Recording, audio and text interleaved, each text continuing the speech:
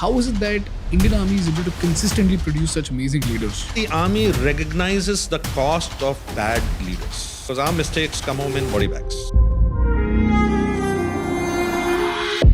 Sir, you work with Mukesh Ambani sir, Anand Mahindra sir and Gautam Adani sir also.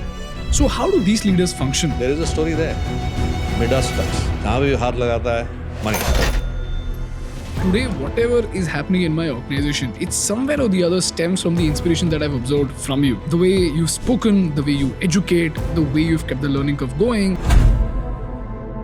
He's worked at Mahindra Group and now he's the Group President of Reliance Industries. Please welcome Captain Raghu Raman. You don't choose occupations. Many times occupations choose you.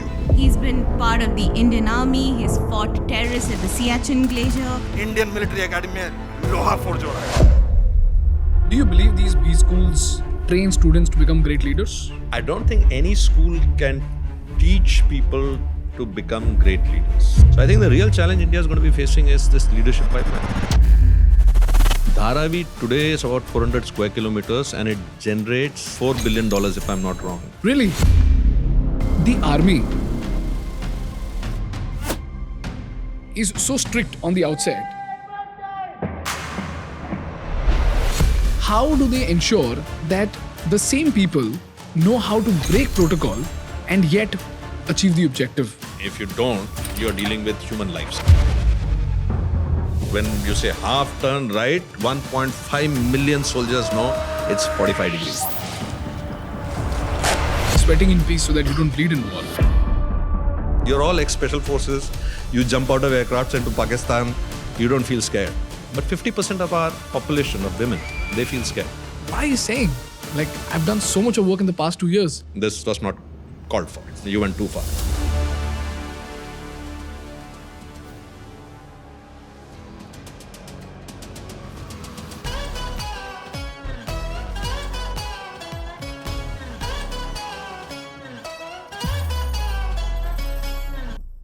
Before we move on, let me take a moment to thank Odoo for supporting our podcast. People, imagine a boutique owner in Jaipur. She dreams of having a beautiful website to showcase her unique design so that people around the city get to know her shop. But every time she tries, she is overwhelmed by the technical complexity of coding, layouts, and endless tweaks that make the process frustrating and time-consuming. But this is where Odoo Website Builder changes the game altogether. With Odoo Website Builder, anyone can create a professional, stunning website in just a few minutes with no technical skills at all.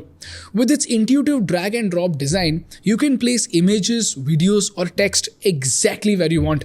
Odoo's customization features are a lifesaver.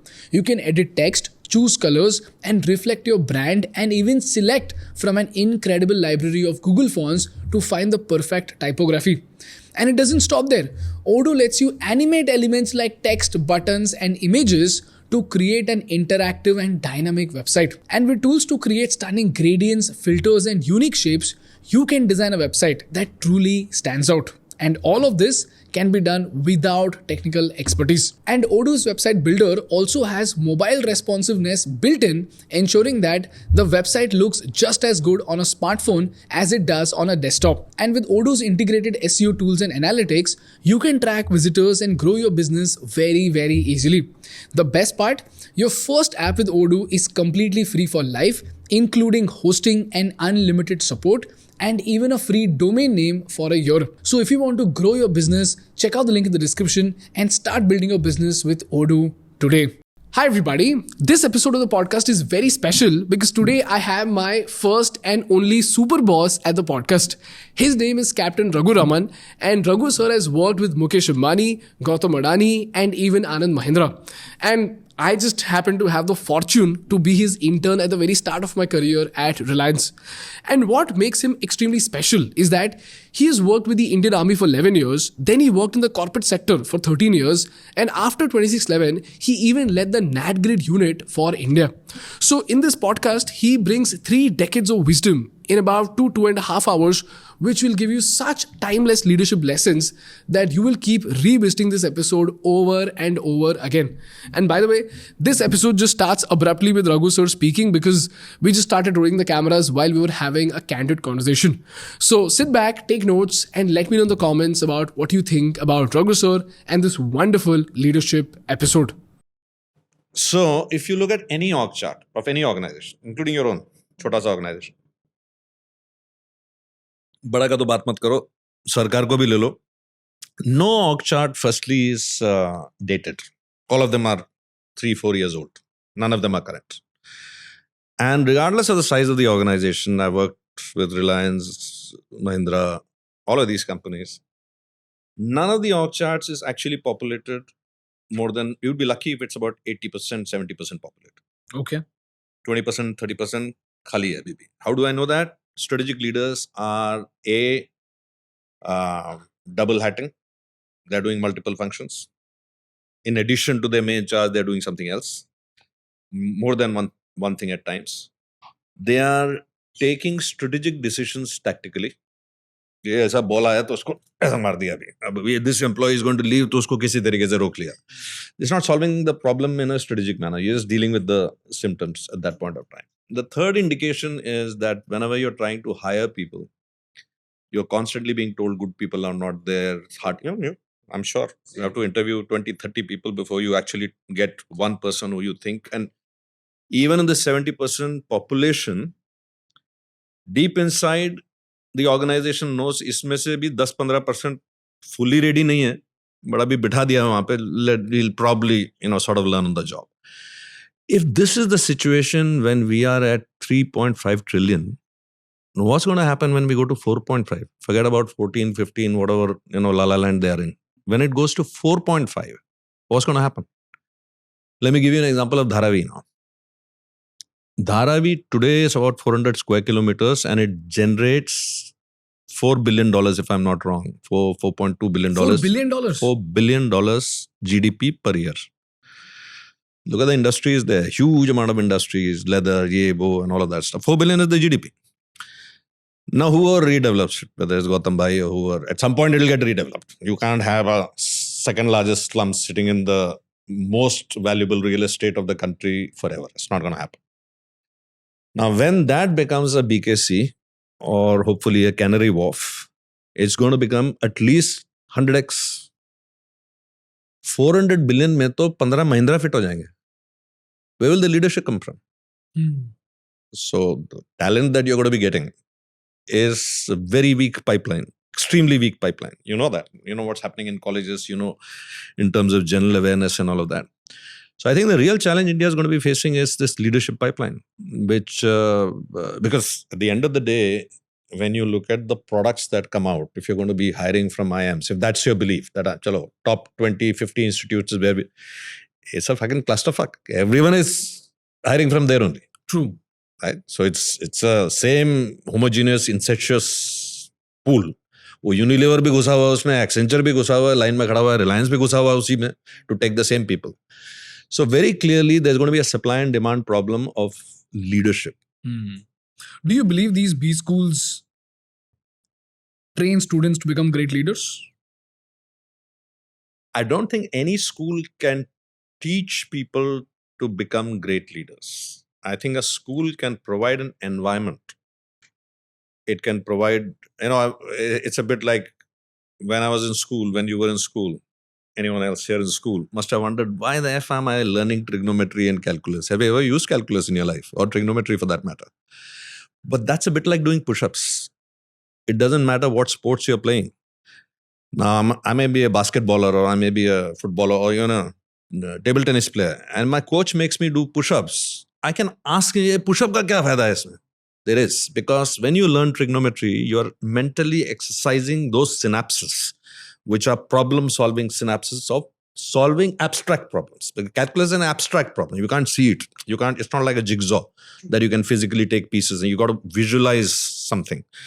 So to visualize, you are creating synapses to visualize whether it's an equation or it's how many steps does it take to, when I say sine theta, cos theta, whatever, I don't remember. But you are visualizing this in your head.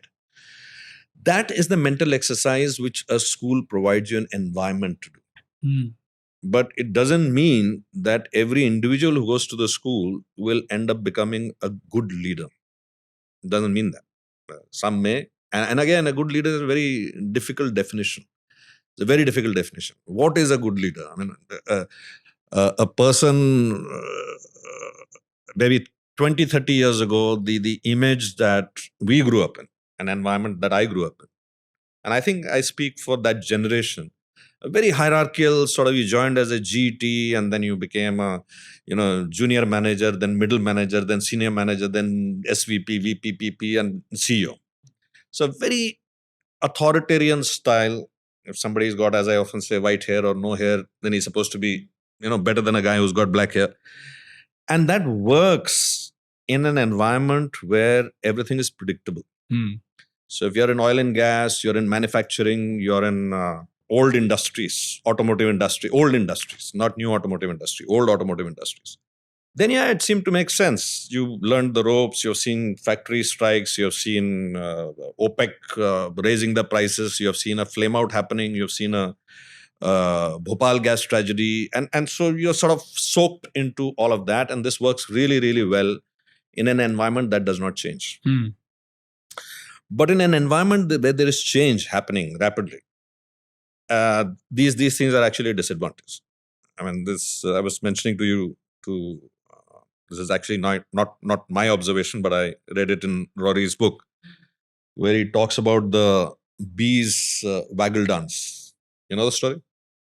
Fascinating story. So apparently what happens in a beehive, when the bees go out to find the honey, nectar or whatever, they come back and they do a waggle dance. The dance, the body dance, is the way they indicate to the hive where the source of the nectar is. Okay. So about 80% of the bees, worker bees in the hive, will immediately follow that. 20% won't. They won't follow that route. They'll go off into some other route. So as he mentions, if you're thinking about it like a corporate, this 80% would be going, tum sala 20% kuch karta nahi hai. You consume more fuel for every flight than you bring back. But what they forget is that this 80%, that 20% is the one that actually does the exploration and finds a new source of nectar. And so therefore, this 80% of them who are chasing this waggle dancer are forgetting that the waggle dancer was a renegade. He was a maverick. And he or she or it or whatever. So even in an organization, there has to be that element, whether it's an organization, whether it's a society, whether it's a country, there has to be an element of a certain percentage which is not conforming to that authoritarian style of leadership. Because it's only these non-conformers who will be saying, why can't we build a car like this? Kaun bolta hai nahi ban sakta? Toyota bola then nahi ban sakta. The greatest car manufacturer, just say, India has been learned, the whole world has been learning how to make quality products and this and that. That company stated that a Tesla is not possible, and yet a Tesla is on the road, right? So, in a sense, when the environment is changing rapidly, it's a different kind of leadership that you require. And then you probably require a kind of leader who's much more like a coach. I often use the example of Ramakant Achrekar. Legendary name for those who love cricket, and for those who don't. Ramakant Achrekar in his entire life played one first-class match. That's it? One. SBI versus Hyderabad. Only one first-class match. But then he went on to create legends. So he was a great coach. He himself could not make it to the maybe India team, but he could create legends who'd go on to not just India's team, but several teams all over the world. And I think that kind of a leader who is able to extract the potential out of a team is, I would say, a grade above. Or not grade above, but definitely a grade better suited for the environment that we are in today, which is not an authoritative environment. People don't, especially your generation and coming the next generation younger to you, they don't respond very well to authority. And unless it's explained to them, unless they understand the rationale behind the authority. But that blind obedience may be there even now, because obedience can be enforced, but engagement won't be there. You can enforce physical presence of a person with, biometric timesheet and tankha kaat dunga if you don't come in time and all of that shit. But you can't get the engagement of that person. And I think as we go into the future, when we are really looking at stuff like design thinking and how do we solve problems, whether it's companies' problems or operational problems, strategy problems, by using methods which are different and out of the box.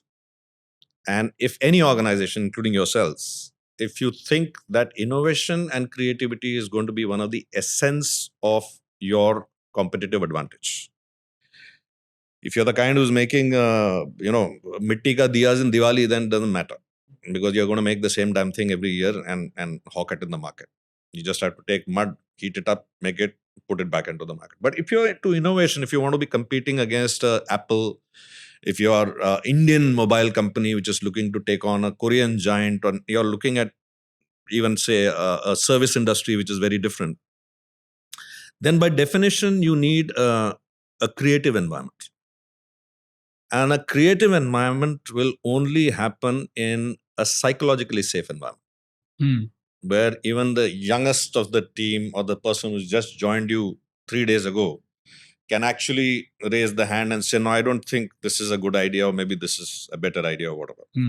Now, this doesn't happen in large bureaucracies, because bureaucracies are driven by hierarchy. True. Right? So even if a person wants to make a comment in that conference table, he'll make a comment and then he'll look at the senior most person to get the validation of that person. And you might be laughing, but that's the format of running that.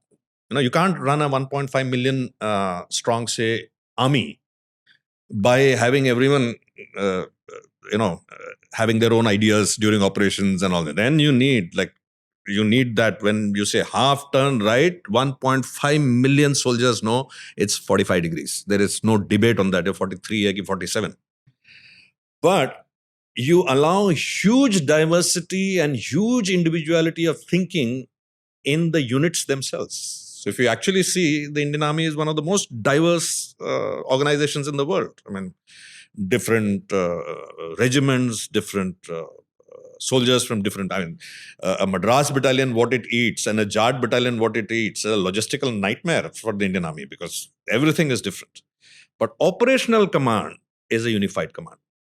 Now, that basically means that I think organizations of the future will definitely need to have far more space given to individuals to grow to their full potential.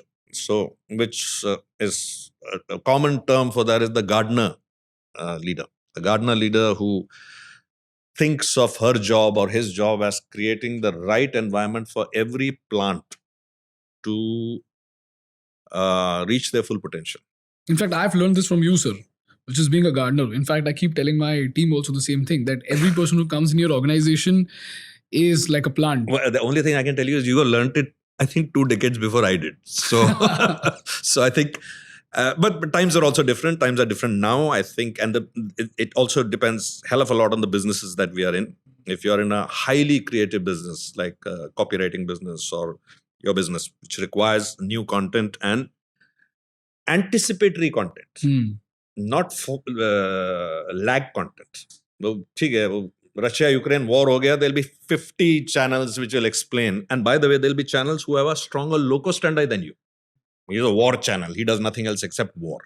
So if I want to know about the war, I'd rather go to that channel than to go to a channel which is also telling me about this and about that or whatever. So if in this business, you need to be ahead of the curve, which is true for every business today. Every business has to be ahead of the curve. Then definitely you need that kind of an environment where mavericks are allowed. Actually, there should be no term such as maverick. Correct. It should be normal. It be normal. ये cactus plant है यार, cactus की तरह हो गए. उसको rose के साथ compare करके, ये देखो rose कितना beautiful है, ये promote हो जाएगा, तू कांटा है, तू रह जाएगा. This trying to create a farm out of a garden, which is the natural tendency of a lot of leaders who have grown up in an authoritarian environment. They will look for uniformity. And the word uniform comes from that I want thinking to be homogeneous. I want physical nature to be homogeneous. And this works brilliantly if you're opening 200 branches of Burger King. You want them to be exactly the same. You don't want people trying new recipes or new ideas, none of that. But if you're building for creativity, if you're building for innovation, then doing anything homogeneous is a disaster, actually. It's like you're trying to mate a whole country of 5-foot people in an attempt to get a 6-foot man. Not going to happen. It's not going to happen. So I think these three different categories of leadership, that's one element. And it's what makes a good leader or what's a good leader.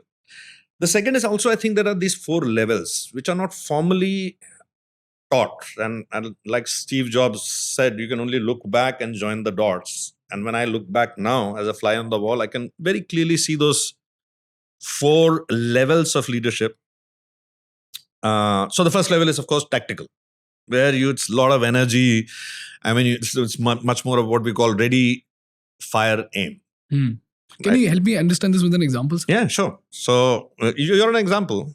At your age, what are you doing? Do you have crystal clarity about where you're headed? No, you have raw energy. You know, this is the direction I want to go in. You learn along the way. I gave you an example while we were sitting of how you can, how entrepreneurs literally switch on a dime. There was a company I worked with, in the Mahindra group, which suddenly switched its strategy into oil and gas. And at one point, it became like one of the biggest SAP consulting firms for the oil and gas companies. Yeah, BPCL. Now, that would seem very counterintuitive because you're an automotive company. How the hell did you get into oil and gas? Because the first order came from Qatar Petroleum. Okay. Right? So when Qatar Petroleum came, you built around it.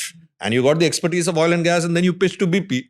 And then from BP to Shell to the other companies. And suddenly you became an oil and gas expert. It wasn't there in the strategy.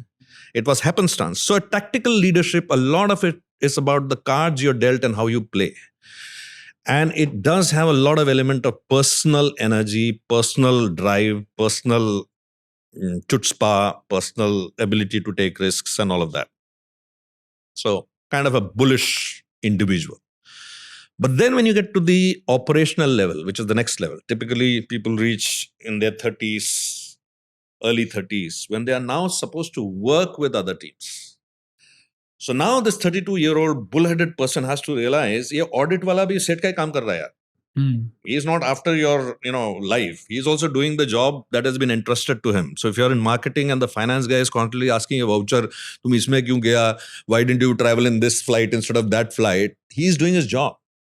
And it's very important not to have an adversarial relationship with him. It's very important to grant him his space. So when the audit comes to check, many years later I discovered it is smarter that they need to find some faults. If they don't find faults, then he's also going down the drain, right? So operational leadership is much more about sharing credit. It's much more about taking people along. And I've usually seen a lot of people who are very good leaders at the tactical level actually fail at the operational level precisely because at the tactical level they were so good. They could cut corners, they could push people aside, they could get to the front of the line and make it happen. And now it's not just them getting to the front of the line, it's taking the whole team, right? The third stage is strategic leadership. And at strategic leadership, I think the crux is to think about the future, not about the present. You have to think about capacitization for the future. So a good metaphor would be that if you're cooking a meal for 5 people, you have a recipe, you have a list of ingredients, utensils or whatever. And now you're told you have to cook it for 6 people. You can do some increment. Maybe you can even manage with the same set of ingredients and whatever. But if you're told you have to cook for 50 people, now things have to change. True. If you have to cook for 500 people, everything has to change because you can't just do 100 into ingredient, 100 into patila. No, everything has to change. Utensils have to change. The flame has to change. The granularity of the spices, everything will have to change. So when operational leaders hit the strategic barrier or the strategic, not barrier, but the strategic level, their mind needs a reboot. they cannot be thinking that what I did operationally, I'll do more of it. मैं पहले 10 branch manage करता था, अभी 100 branch manage करूंगा. That because the way you manage those 10 branches, you got up in the morning, took your car, went to the first one, then went to the second one, then maybe marrowed around to the third one. That is doable when you have 10 branches. But when you have 500 branches, then you have to put a system in place which renders the same amount of rigor and hopefully a personal touch, though that never happens, but hard to do it. But to do it for 500. So it requires a completely different thinking. It requires you to think about making investments in youngsters who will become leaders 7 years down the line. It requires you to take bets on people who may or may not turn out to be good leaders. So you can't be a sure shot hereafter. In strategy, you can never say 100% guarantee. If you say 100% guarantee, then you're taking something which is very, very shallow, because you're controlling all the variables. So, and this is one of the problems I have with but some of B school graduates, because they become so risk averse, because there's still a record to protect, gold medalist, and now one of these Ivy League colleges. So anything that is off the beaten path is a huge risk for them. And increasingly what happens is, at the strategic level, leaders start taking two sort of paths. Safe decisions. Two paths. Okay. Bulk of them would start taking a safe bureaucratic position where you go with the norm. As I always say, it's always easier to be the guy sitting on this side of the table and questioning a business plan, ye theek nahi hai, wo theek nahi hai, than to be on the other side of the table to conceive of that business plan, to go into the market and fight. Now you may be reporting to this guy sitting in the headquarters who tie to pen ke baitha hua, who has no idea what the hell is going on in the market. So people will start gravitating towards the safer option. Safer option is always status quo, which is the most dangerous option, actually, for the organization. For the individual, it may be safe. But for the organization, if all the bees keep following this one and no bees searching for a new nectar, this source of nectar will dry up and the hive will starve. More importantly, the hive would have killed the exploratory tendencies of that 20 bees which wanted to do it. True. Right? So, या तो hive छोड़ के चले जाएगा, which obviously happens in the human world more often. Bees can't do that. Bees get killed if they go to another hive. But either that will happen or that species will become extinct because it did not adapt. Because for adaptation, a certain segment of the population of that organization, unit, subunit, has to break the rules. Rules were made by individuals in a current set of situations, right? But if you have to explore, then you must have a certain disregard for rules. If you don't have a disregard for rules, and I don't mean, ethical rules, I mean that exploratory sense which a strategic leader must have, because he has to shape the future. He can't be a slave to the future. If you're a slave to the future, then you're following what somebody else is already doing. You're following it in a different way. You made a car with a different color, with a different size, but it's a frigging car. It's not a Tesla. The Tesla is something that comes as a completely different, sort of way of looking at things, right? And we've seen this across the way. There are hundreds of examples I can give you. There's a very nice case study. You might want to do an episode on it with, I think it's Toyota, if I'm not wrong, when they launched this small car in Japan. And the challenge was the small car was being charged the same amount of parking. And in Japan, parking is the main issue. So they actually created a whole platform which was parking on demand, like Oyo for parking, right? Because when I leave my home, my parking at home is empty for 9 hours and it can be sourced out. So it became like a parking share. So a car company actually comes up with a solution which is completely different, because that's the problem of the customer. The problem of the customer is not a small car or the fuel efficiency of the car or, cup holders in the car. The problem is, where do I park it? And for parking, they created a completely different scenario. Now, that's not a car company's problem. But they don't look at themselves as a car company anymore. They look at themselves as a solution company. They're providing a solution to a person who's transporting himself or herself from place A to place B, right? So it's not just I sold the car and gave it to the person. I have to do the full solutioning of that. Like tomorrow, let's say, I'll give you an Indian example. Let's take the Java. Now, Java is definitely going to be bulk novelty buy, I believe so, or a second bike for most people. It's not going to be the first bike. Why, sir? Java is a 400cc bike. It usually will not be an entry level bike. Most entry level bikers will start with 125, 150, and then they'll go. These people who you see the first bike being a super bike, is a rarity. And also a species which goes extinct very quickly because if you don't know how to handle a powerful bike, much more likely you will have accidents than a lower powered bike. Secondly, in a lower powered bike, if you have accident, much more chances of surviving than a higher powered bike. So it's as simple as that. Now, if you have to launch Java, you also need mechanics all over the place, right? You can't just sell Java. You need Java ka mechanics all over the place. Now, if you haven't conceived of that requirement, you will end up cannibalizing from the existing pool and drive the rates up, which will eventually come back and bite you.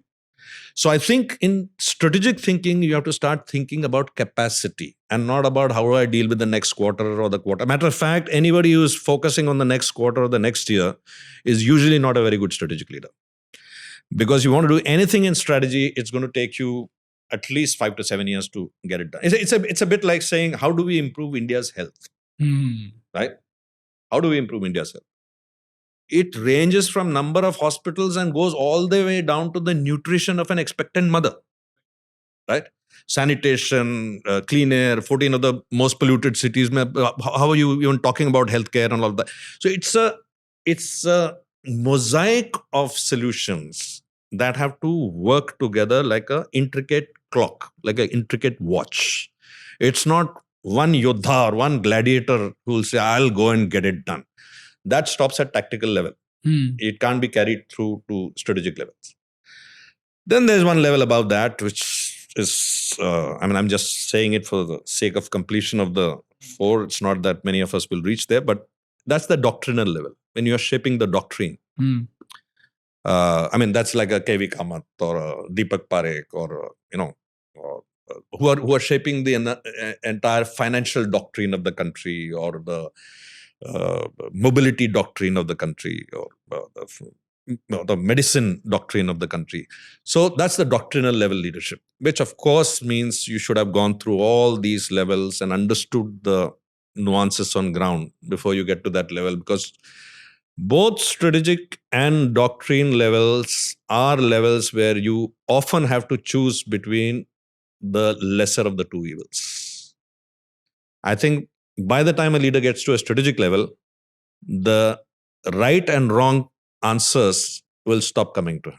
But that would have been done at the operational level. No? If it's so obvious between A and choice B, वो तो operational level में हो जाएगा. Strategic levels will be problems in which both sides will have a downside, and it's your job to ensure that it's a lesser downside in the overall scheme of things in the long run, not in the short run.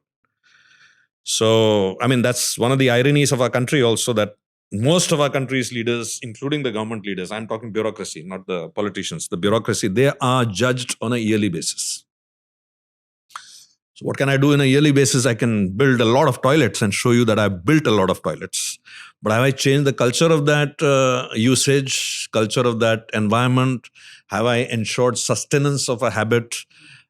That's not being measured. What is being measured is how many toilets I have built. And I, as a DM, have built so many. He, as a DM, has built less than me. So I'm, whatever. I'm just obviously making it very simple. But that's usually the metric. And very often, my experience, especially with consulting different organizations, so I look at it as a fly on the wall, and it's a bit like a radiologist, right? So when you're seeing like 1,000 X-rays, you sometimes become good at spotting a pattern, which maybe a orthopedic surgeon may also not know, because an orthopedic surgeon may not see that many X-rays as maybe a government radiologist will. And you start spotting this pattern of organizations faltering, principally because they are focusing on the near term and the next quarter, and they're driving a tendency amongst their leaders to focus on what you can show immediately rather than what you need to do for organization building 7 years down the line. So I think that's the stage at which organizations also start getting old, like human beings. And so when they get old, they start contracting the same diseases that human beings do. They start becoming arthritic. They become much more slow in their, because of their bureaucracy. Hmm. They start losing heart, coronary hardening, because platforms now take place of human beings. Right? So, and I give this example, about 20 years ago, honestly, I, as a CEO, most CEOs, any CEO who's been a CEO 20 years ago will agree with what I'm saying, that they had more power 20 years ago than they have today. 25 years ago, as a CEO in one of the Mahindra companies, I hired my head of marketing in a 45-minute conversation, actually in BKC, Barista. I still remember. And at that point of time, his CTC must have been some 20-25 lakhs, which in today's terms would be about 2.5 crores. Maybe, yeah.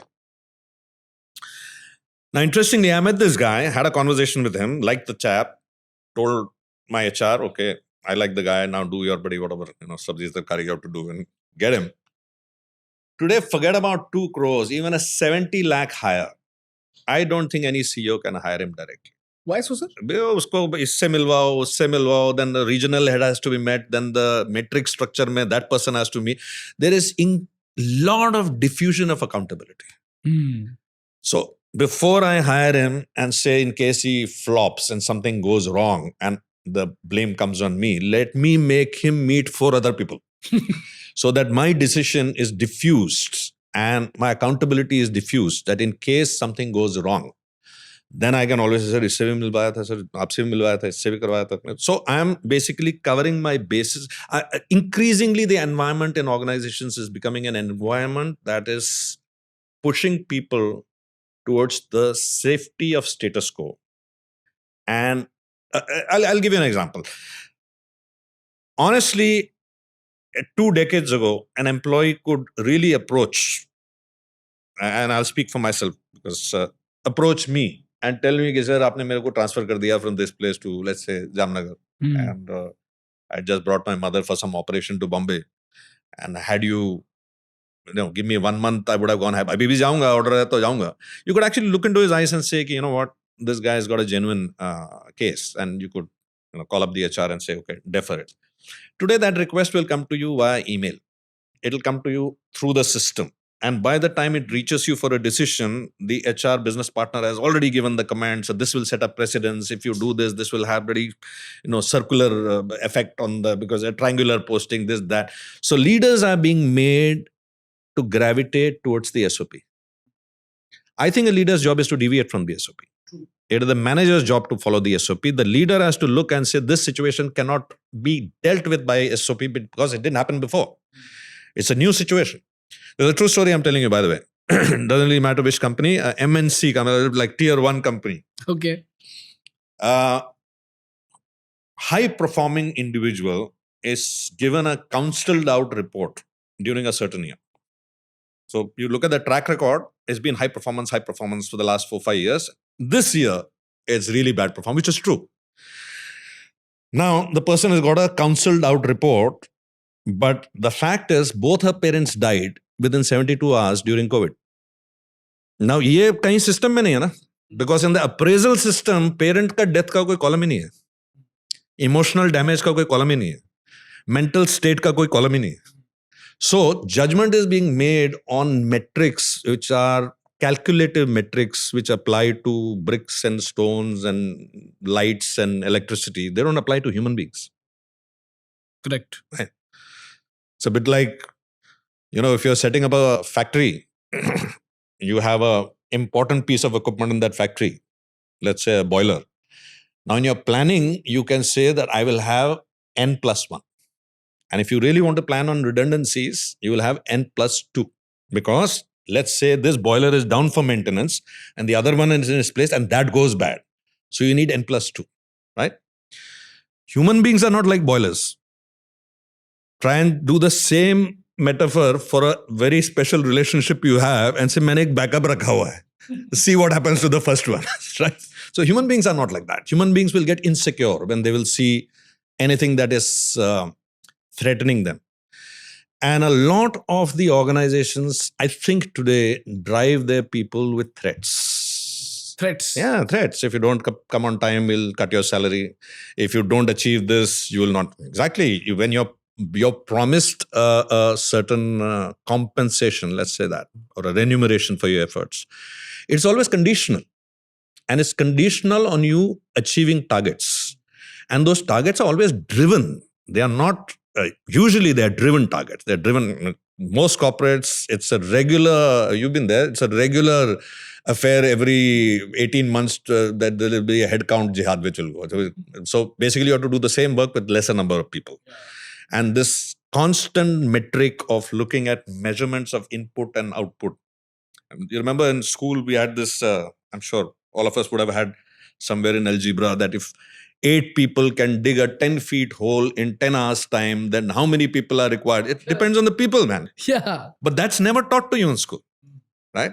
You're sort of reduced, your thinking is reduced that person A, B, C, D and all are homogeneous.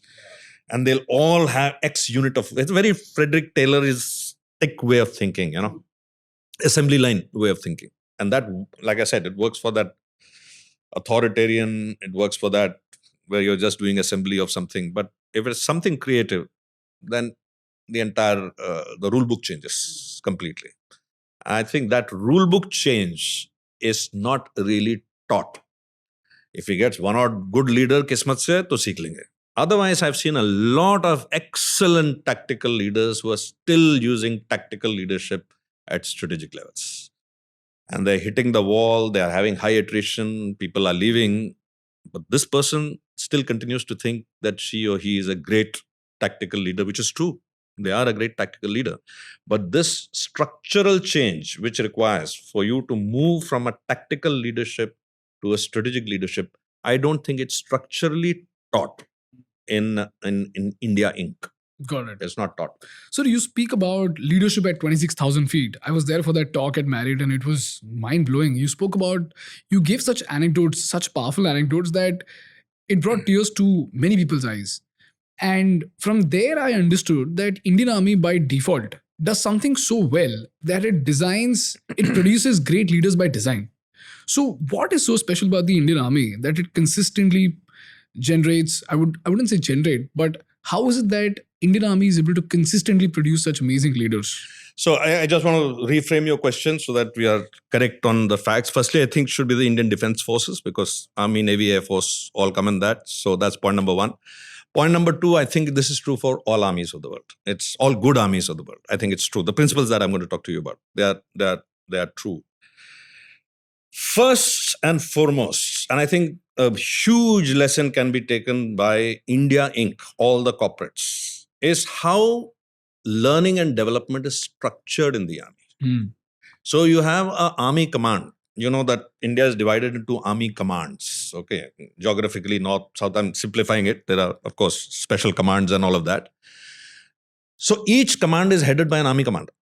So by the way, when you say, 1971, Indian Army won, so it's actually the Eastern Command. The operation was carried out by the Eastern Command because that is their area of responsibility. They carry out. So it's a commander, army commander, which is the highest you can go up to by your own merit in the army. Who becomes the chief depends on a lot of other things, including how much of residual service you have and so many other things. So you are an army commander of an organization and then you are placed as R-track, army commander of the army training team. So the army training is equated with an army commander. So it's an operational command. That is the importance given to training. Okay. First point. Second, I think they have institutionalized it in a very structured manner. The training doesn't really begin in IMA or NDA or in OTA. It begins in Sainik schools. It begins in NCC. There are many, many feeder institutions which are feeding towards this organization called the Indian Army. A lot of our army leaders come from third generation, fourth generation officers. So even they've seen their fathers, they've grown up in cantonments, they have seen coffins come back. So they are tuned to that, sort of. So the training is not just this 18 months or, 4 years training in NDA. It's training that's happening. Of course, there are rookie people like me. I came from a totally non-Fauji background also. But the importance of training is highlighted by three very clear elements. The first is the fact that there is an army training command. Okay, I don't want to talk about other government organizations, but it's a very famous metaphor that when the government changes, then the head of the department will go as the head of training, and the head of training will come as the head of department, because training is considered to be a not a very respected profession in India itself. That's why you see what teachers are paid and, the condition of schools and all of that. If it was a respected profession, I don't think we would have had such abysmal conditions. Correct. So the first is structural, that where have you positioned LNOD, right? In all corporates, LNOD is subservient to HR. Where actually learning and development should be having a seat at the high table. Correct. Because you're talking about the future of the organization, right? When Tata launched the Nano project, they would obviously put their ace man as the head of the project. So very often, by just seeing who is the person who has been put in the project or where he is positioned in the hierarchy, you know how much of importance is given to that function or to that thinking. Correct. Is this organization forward thinking? If it's forward thinking, there'll be a lot of focus on training. I mean, look at some of the mature organizations, you will find there's huge amount. Army, in a typical 20-year career, officer will spend close to 10 years in training. 10 years? 10 years in training, yeah. So even when you go for these exercises and all that, is training only, no? Training doesn't mean just academy training. So you'll do 2 years of field tenure, then you'll come back, do a course, then you'll come, like it starts, you do your graduation from any one of these academies, OTA or IMA or whatever. Then you go for your young officers course, which is run by that particular arm. So if I'm from the mechanized or the armored corps, I'll go to Ahmednagar. If I'm from artillery, I'll go to Devlali. If I'm from infantry, I'll go to Mau.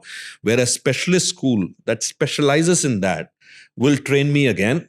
Then I'll go for JC. JC is junior command, where all the officers will come again from different branches. You will again have that speed of trust amongst yourself. Then you'll do senior command. Then you'll do higher command. Then you'll do National Defense College. So at every stage, you're being sent out into the field. You're being brought back in. You're being groomed in a different kind of training and then again sent back out there. So one is that. I think very, very structured and a very... I think the word I'm looking for is sanctity. Sanctity of training. If you wear an instructor badge in the army, and when I'm using the word army, I'm of course using it in a broader term. Apologies to my brothers and sisters from Navy and Air Force. I'm using the term in a more generic term. You wear the badge instructor, or you wear the badge, flight instructor. It's considered to be a holy grail. True. Right? Unlike many other organizations, including many other government organizations, where if you're in the training academy, you're supposed to be a person who lost out the race. Correct. Who didn't get an operational command, and you were like, "Chale yaar, if you're good for nothing, you go and man the training academy." So to me, positioning of training is the first. Okay. The second is, I think the army recognizes the cost of bad leaders. Cost of bad leaders. Yeah, because our mistakes come home in body bags. We can't say कि इस quarter में target meet नहीं हुआ तो अगले quarter में जाके इसको करेंगे. I mean, meaning army can't say that. I mean, the army, you better get it right the first time. If you don't, you're dealing with human lives. You're not dealing with the loss of a profit share, loss of market share, which you can make up or whatever. I often say this, you're answerable to the widow. You're not answerable to the stakeholder or the investor. You have to explain to the widow that how your husband died. It's not like an investor ko bola ki wo actually, market didn't understand our story, so our IPO went down, this, that. And you're Correct. Actually talking to widow and orphans.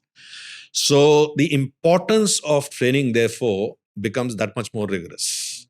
The training is not taken very lightly. Matter of fact, I'll give you a couple of examples in the commando course. It's 33, as we call it, 33 days and 33 nights.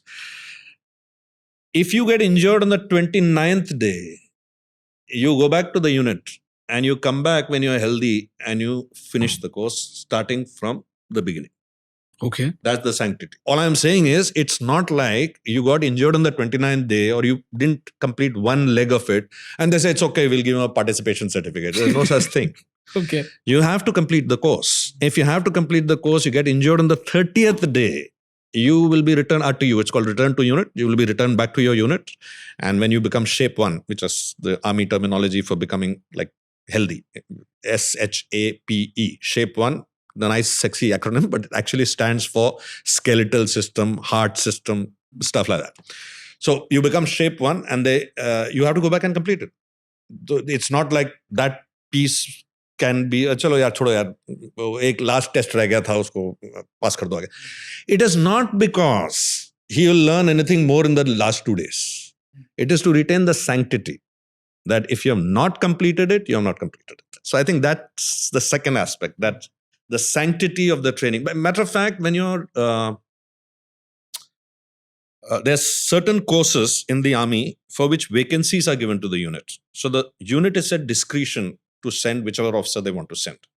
But there are certain courses which are career courses where the army headquarters will nominate you and say, Ganesh, you have to go for this course.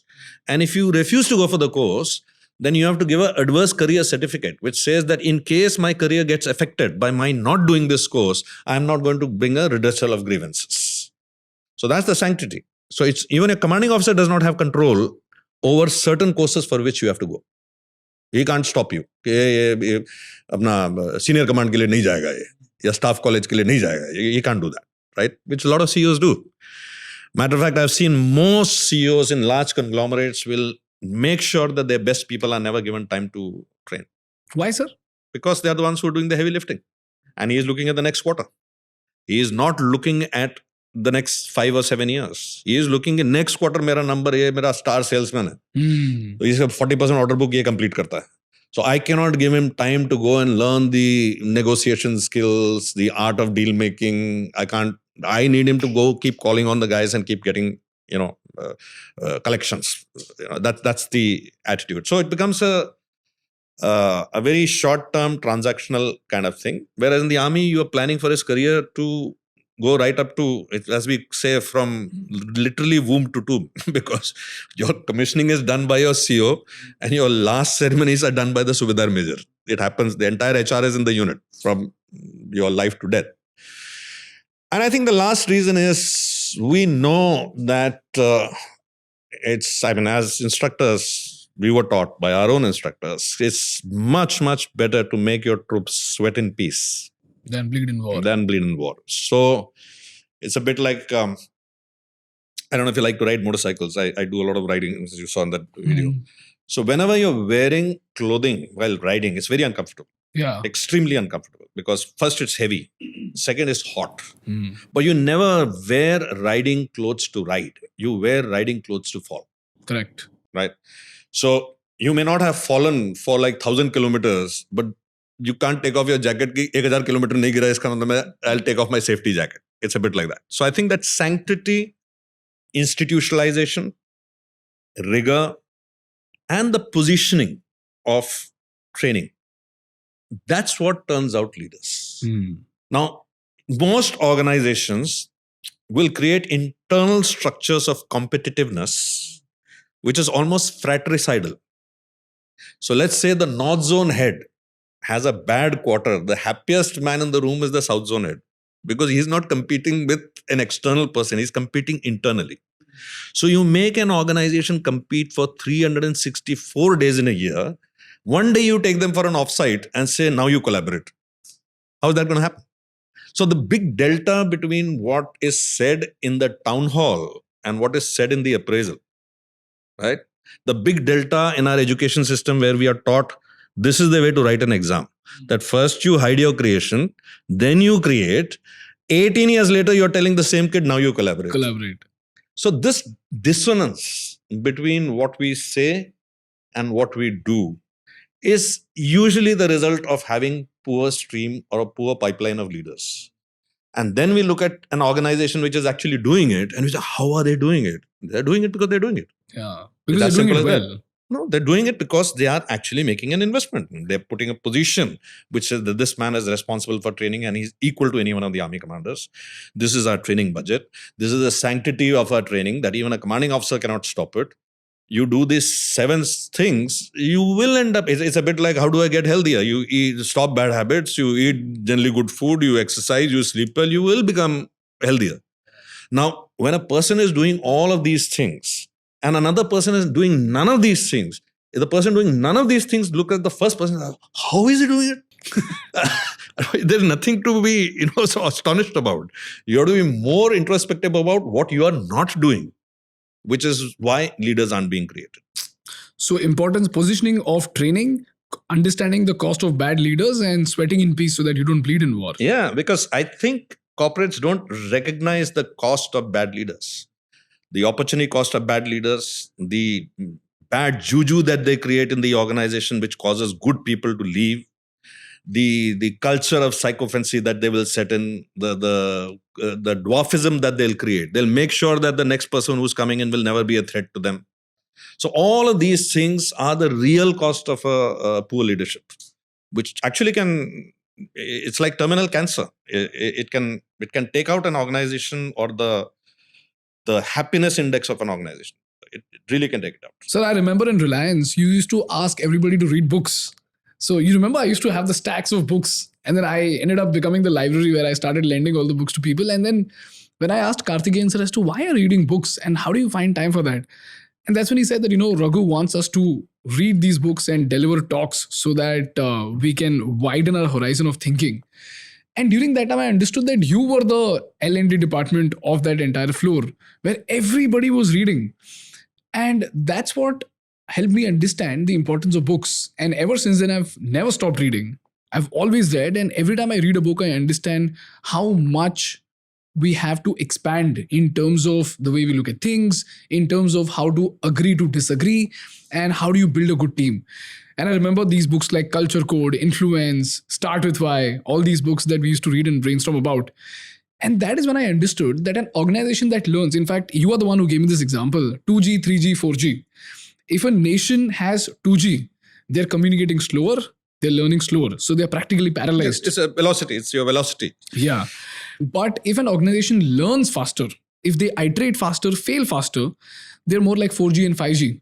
And you also have to consistently accelerate the speed of learning in the organization such that there are always failed projects and there are always learnings coming out so that we sweat in peace eventually to not bleed in war. Yeah. But most organizations just give out a Udemy subscription for free and they just expect that everybody's going to learn and they're going to become great leaders, which is very, very interesting. So you mentioned something about breaking protocols, breaking the SOPs. And you worked with Mukesh Ambani sir, you worked with Anand Mahindra sir, and you were also a very important part of the government after 2611. And I still remember the talk. That's how I discovered you, where you spoke about leadership during a situation which is called as VUCA, volatile, uncertain, chaotic, and adverse. So ambiguous. Anyway. Ambiguous. So when the army is so strict on the outset, how do they ensure that the same people know how to break protocol and yet achieve the objective? An example of the same is 2611. You mentioned that there were no blueprints. These people are somehow not trained to combat in 5-star hotels. Then how did that miracle happen? So these are two separate questions. I want to just differentiate them because first I want to, let's use a phrase. This is a very recognized phrase. It's called intelligent disobedience. Intelligent disobedience. Okay. Intelligent disobedience. So the example I like to give to illustrate this point is that, these dogs, I have a dog and I'm very fond of dogs. And when dogs are trained, they are trained as working dogs, especially guard dogs, attack dogs, sniffer dogs.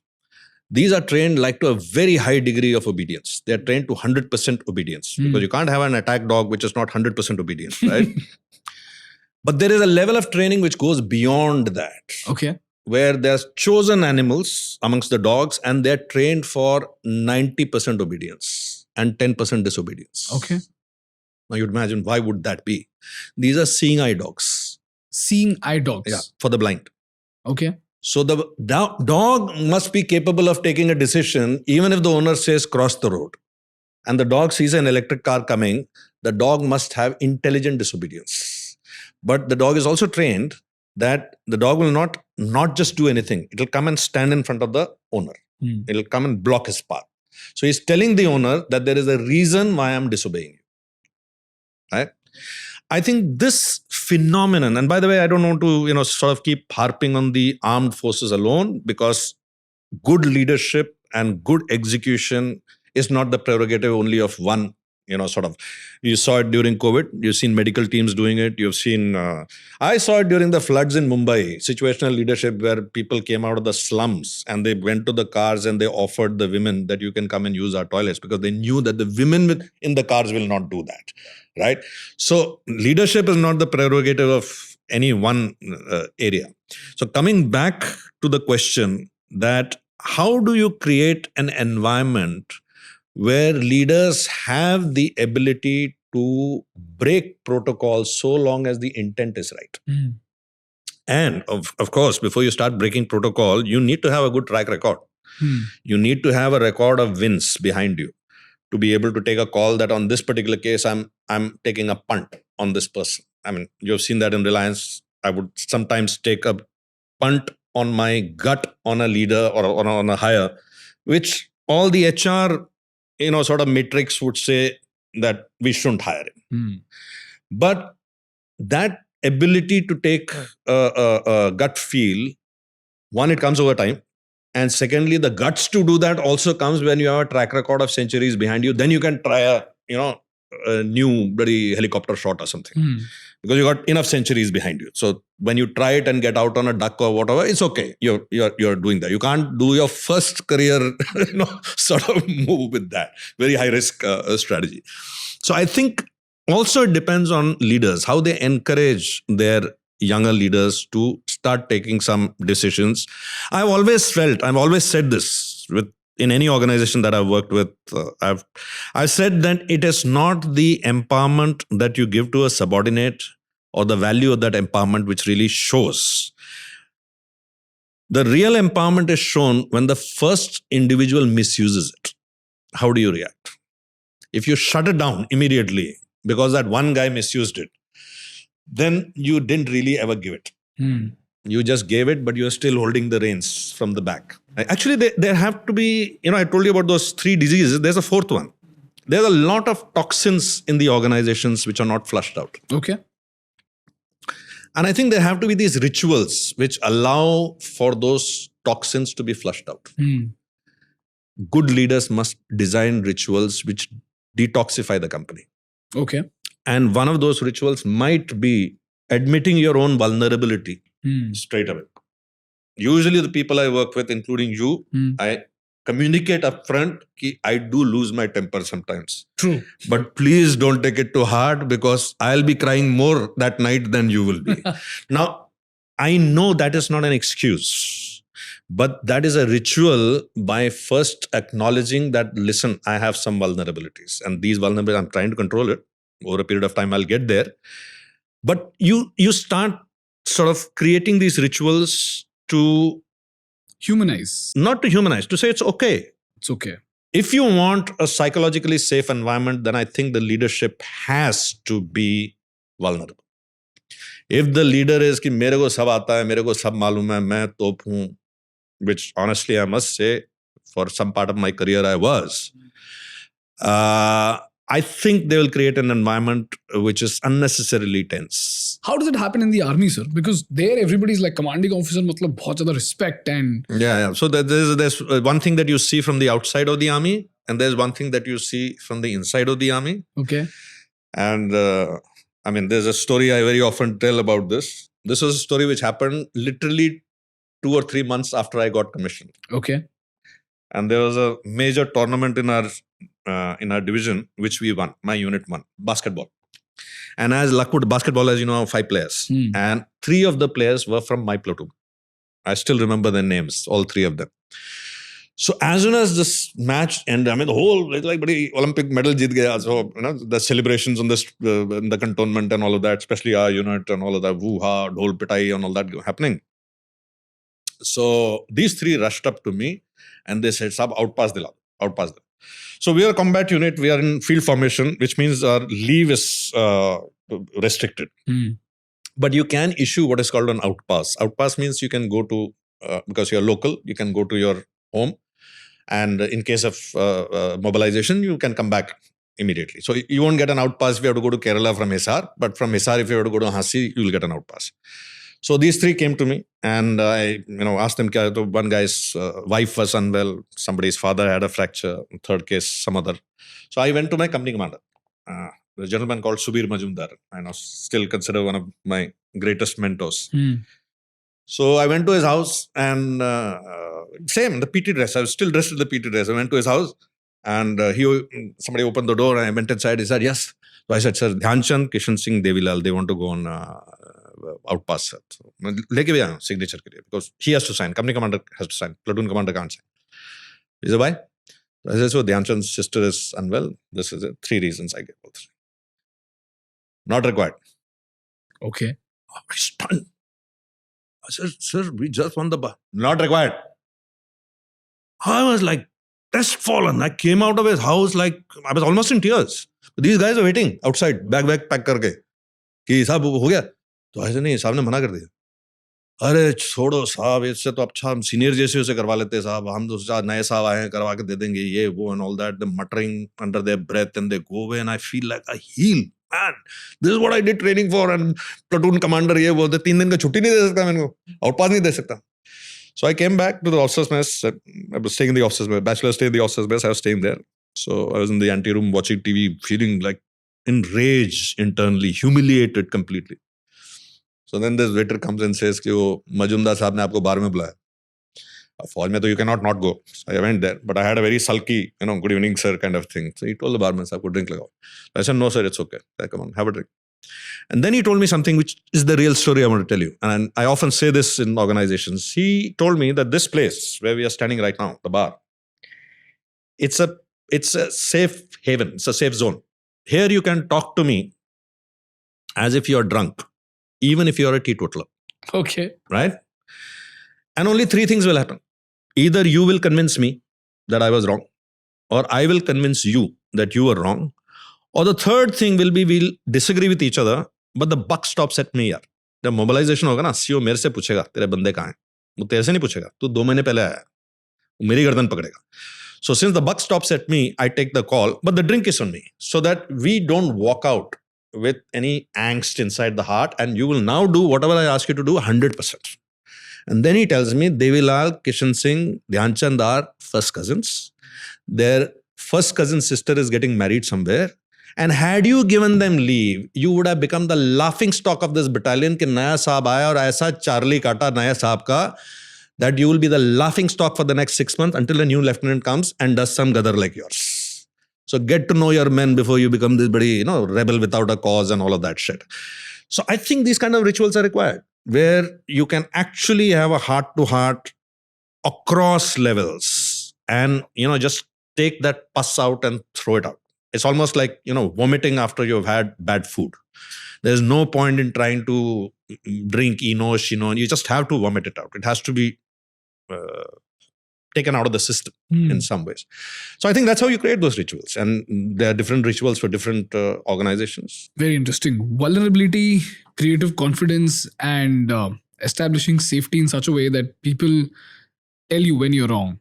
Again, taking inspiration from whatever you've done. And this is 7 years ago. And, I was telling them the same thing, that we as an organization have to learn and then present it to others so that we can keep the learning curve going. So you know what we did? Here, writers conventionally in any YouTube organization would just write. That's it. But I told my writers that, you're supposed to work with the editors, hands-on, and help them make graphs efficiently.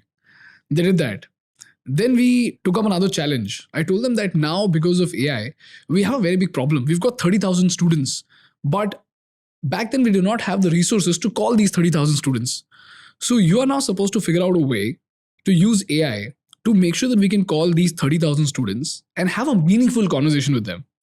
And we should conduct something called the mom test, where you can ask questions in such a way that they give you unfiltered feedback about the product. And then this feedback has to come in 3 types. Number 1 is honest feedback about what they think. Number 2, what we should improve. Number 3, there has to be like an NPS rating where you might have to collect a number from them.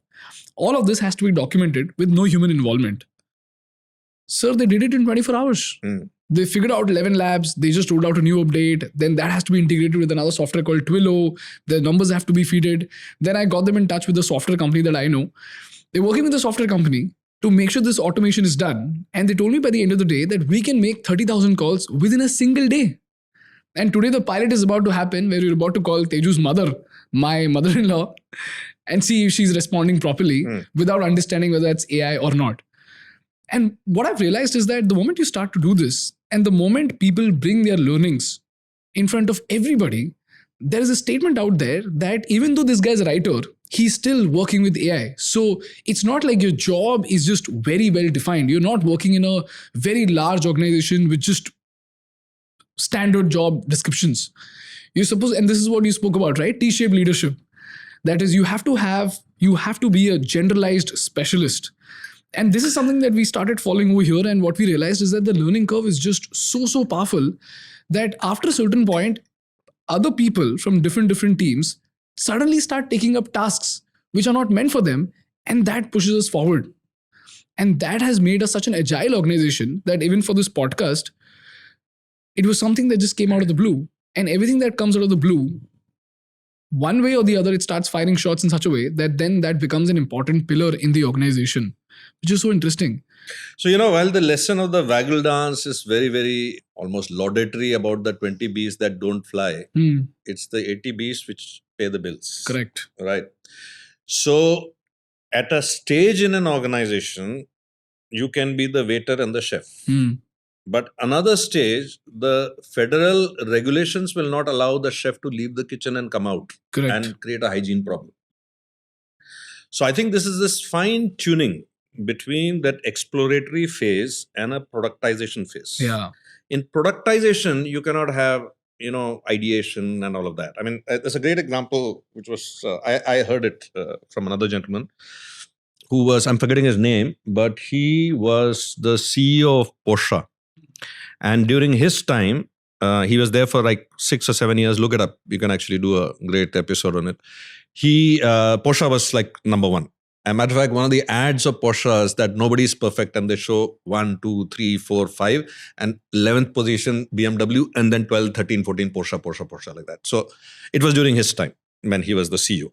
And he was not an engineer. He didn't come from an automotive background at all. He didn't come from an automotive background. Matter of fact, one of the techniques that he used in his in that conversation, I had used later on in one of my roles. So he apparently comes to take over.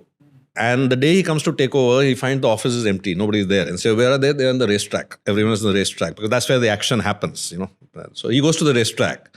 And when he goes to the racetrack, at that point, like there's a lot of stuff happening and suddenly the pit boss, the pit where they come and change the tires, the pit boss looks at him and says, pick up that stuff and put it there.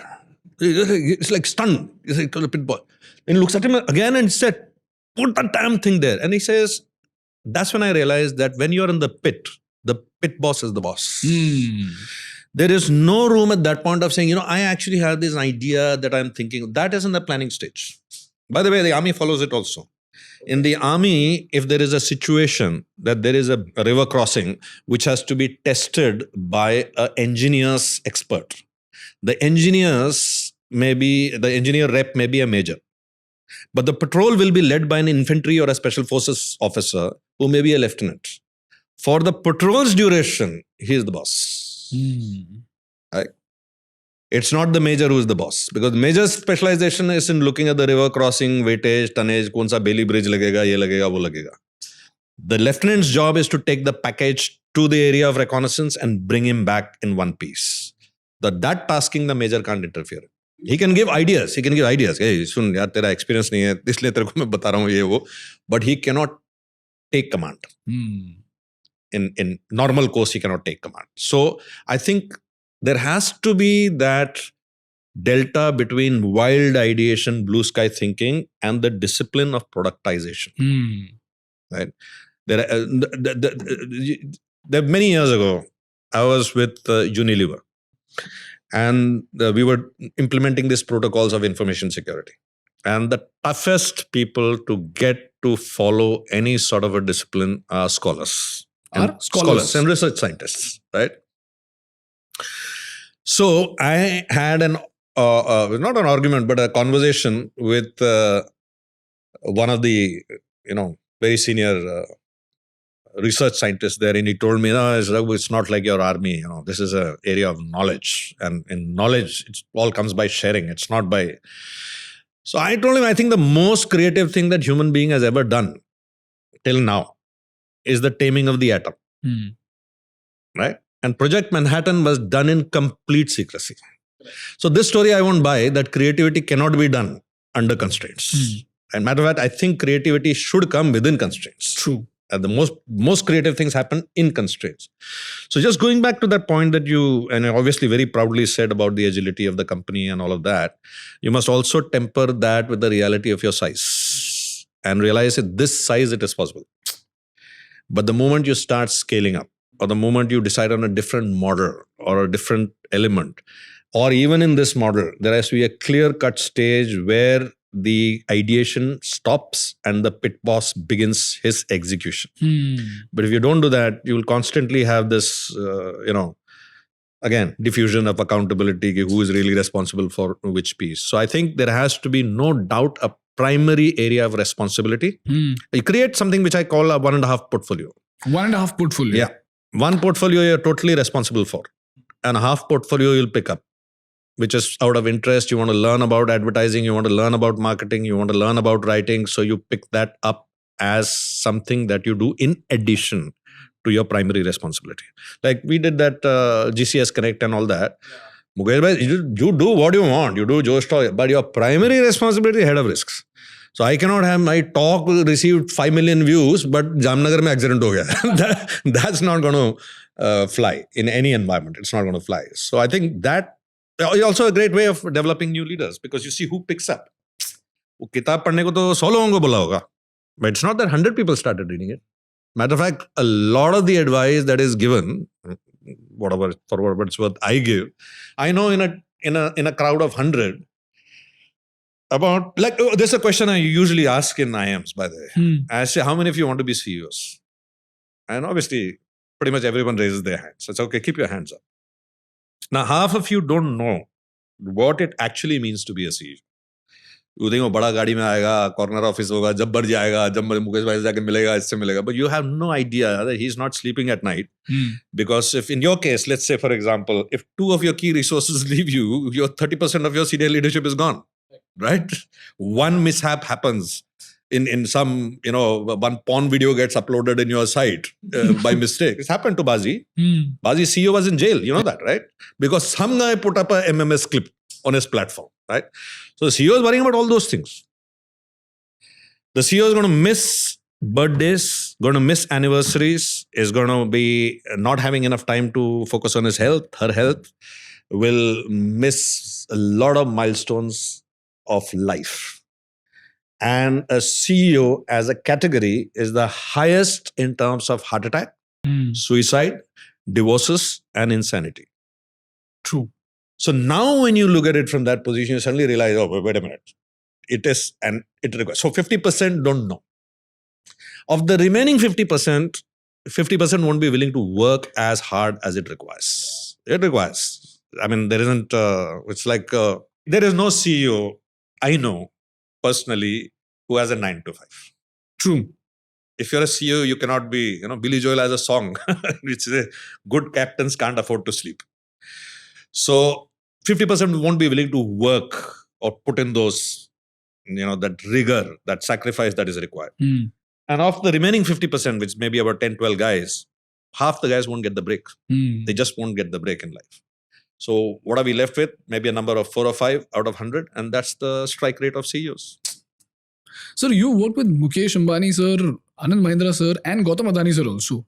So how do these leaders function? Let's start with Mukesh Ambani sir. Because, sir, when I came to Reliance, I had all this fancy image, what a life, like a billionaire's life, this and that. And that's when Sunil sir told me that, can you imagine being him? Like, there are at least 60 odd companies under him, each one of them doing differently. There are so many leaders, each one of them performing differently. One person leaves at the highest level, which is at the president's level. It's very difficult to replace. There are so many things that are going wrong at the same time. Plus, there is so much of stress to deal with because he's looking at the future. They're on the cutting edge of everything. And plus, there is the press, media, and so many things out there. And then there is Reliance ka stock price. Can you imagine being him? And at that moment, I realized that the life is actually not so fancy. And that's when I began to contemplate what it is like to be that person. But you've been so close to him. What is it like to be a leader like Mukesh Ambani, sir? So first I want to really clarify, it's not like I have been very close to him. I've held a portfolio, which is an important portfolio, but by no means whatever I'm saying here is an observation that only I will be able to see. I think anyone who's worked in Reliance or anyone who knows Mukesh Bhai would be able to kind of... And again, all great leaders will have their own recipe of leadership. Right? It's like a great restaurant. What makes a great restaurant? Madras Cafe could be a great restaurant. Nutcracker could be a great restaurant. Their menus are completely different. Their cuisines are different. But there'll be some founding principles which have to be same. Okay. Right? And I think all of these people, one definitely, and I'm of course talking about these leaders in two contexts. One context is that these are not ordinary leaders. They are needle-moving leaders. Matlab, all your Zomato, including your company today, if it becomes a unicorn, the platform was provided by Jio. Right? So what these leaders are doing is moving the needle for the nation. GDP mein add hota hai, not in there. So one is, of course, they are, to my mind, some of them definitely are trained to be leaders from the age when they were 2 or 3. So Mukesh Bhai is grown up under a Dhiru Bhai. His instructor is Dhiru Bhai. Right? It's not a Harvard B school. Or his instructor himself is a one in a lifetime kind of an entrepreneur. Right? So they were sort of groomed literally from a very, both Anand and Mukesh Bhai, I would say, they were like literally groomed from, and that's the culture of most promoter-driven organizations, that they engage the next generation at a very young age because that's their life. I mean, and that's true. If you're a farmer's son, you'll be accompanying your father into the farm. If you're a goat herd's son, you'll be accompanying your father. So you pretty much learn the job. And so when you say that a person who's, let's say, 40-year-old second generation, or let's say 30-year-old second generation, his work ex may be only 10 years because he started working from the age of 20. But his experience is actually from the age of 3 or 4. Correct. Because there have been discussions of the balance sheet, this, that, the conversations are such, the guests who are coming are such, your environment, it's like, why do most actors' kids have a natural advantage in the profession? Even if you keep nepotism aside, because they know the stuff. They know, you know how tough it is to face the camera. So even getting to that point, they've been doing it since childhood. So one, of course, is that.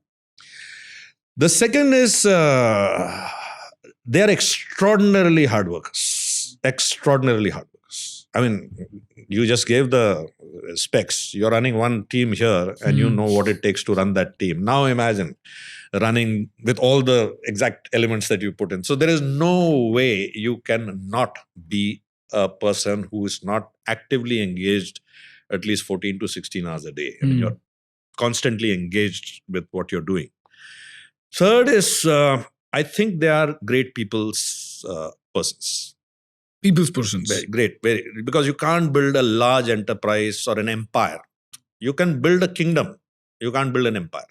To build an empire, you need to have, alliances. You need to, let's not talk about business. Let's talk about, let's say, the Mughal Empire. Now, if Akbar has to rule whole of India, he needs a very Jai Singh who will handle, Rajasthan, who will handle, Shivaji naam ka koi hai, tang kar raha hai, wo ye handle karega usko and all of that. He marry into those families because you adopt their customs. So because you're running an empire.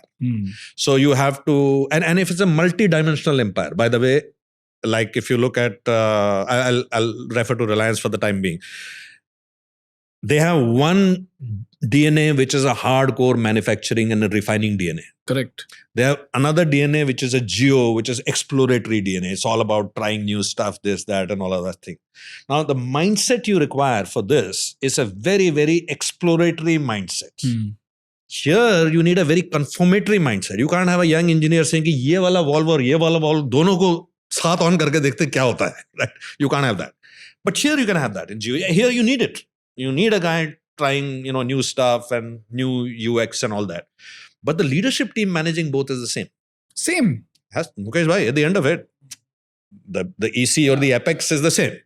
So they require almost a schizophrenic capability to switch between one requirement which requires a totally different kind of thinking and another requirement which requires totally different kind of thinking and behavior. So Mukesh bhai's behavior, I've seen him when he's visiting the refinery in Jamnagar, is a very, very general coming to visit the forward zone behavior. Right? When he's starting Geo and he's working with young kids and their Geo money, Savan, music, this, that, acquisition of like content from Eros and stuff like that, you require a very different mindset. You require a creative mindset. You require a listening to a youngster who might say, "Nahi sir, ye Savan mein bahut hai sir, followers bahut hain iske." It's not necessarily one of the people who helped set up the refinery who can help him with that. Now, the ability to switch that is, again, I think, a very, very incredible trait. I think most of them, I have realized, have a very intuitive knack of making you feel that you are valued by him. And not making you feel, actually, that's a wrong phrase to use. The right phrase to use is recognizing the value that you are bringing. So I doubt whether any of these leaders will overvalue a person just for the sake of showing that you're valuable to me. They won't do that. But they will definitely make a person valued. And especially I've seen with Mukesh bhai and to a certain extent some of the other leaders also, that they will value an individual who takes risks. They'll value, they respect that person. And usually I have found good leaders, they may tolerate sycophants. They will tolerate them. And sometimes it may even feed to their egos. But they'll never respect them. Because they know that this person is a sycophant. He is, mere haan mein haan mila raha hai wo. Usko bhi malum hai.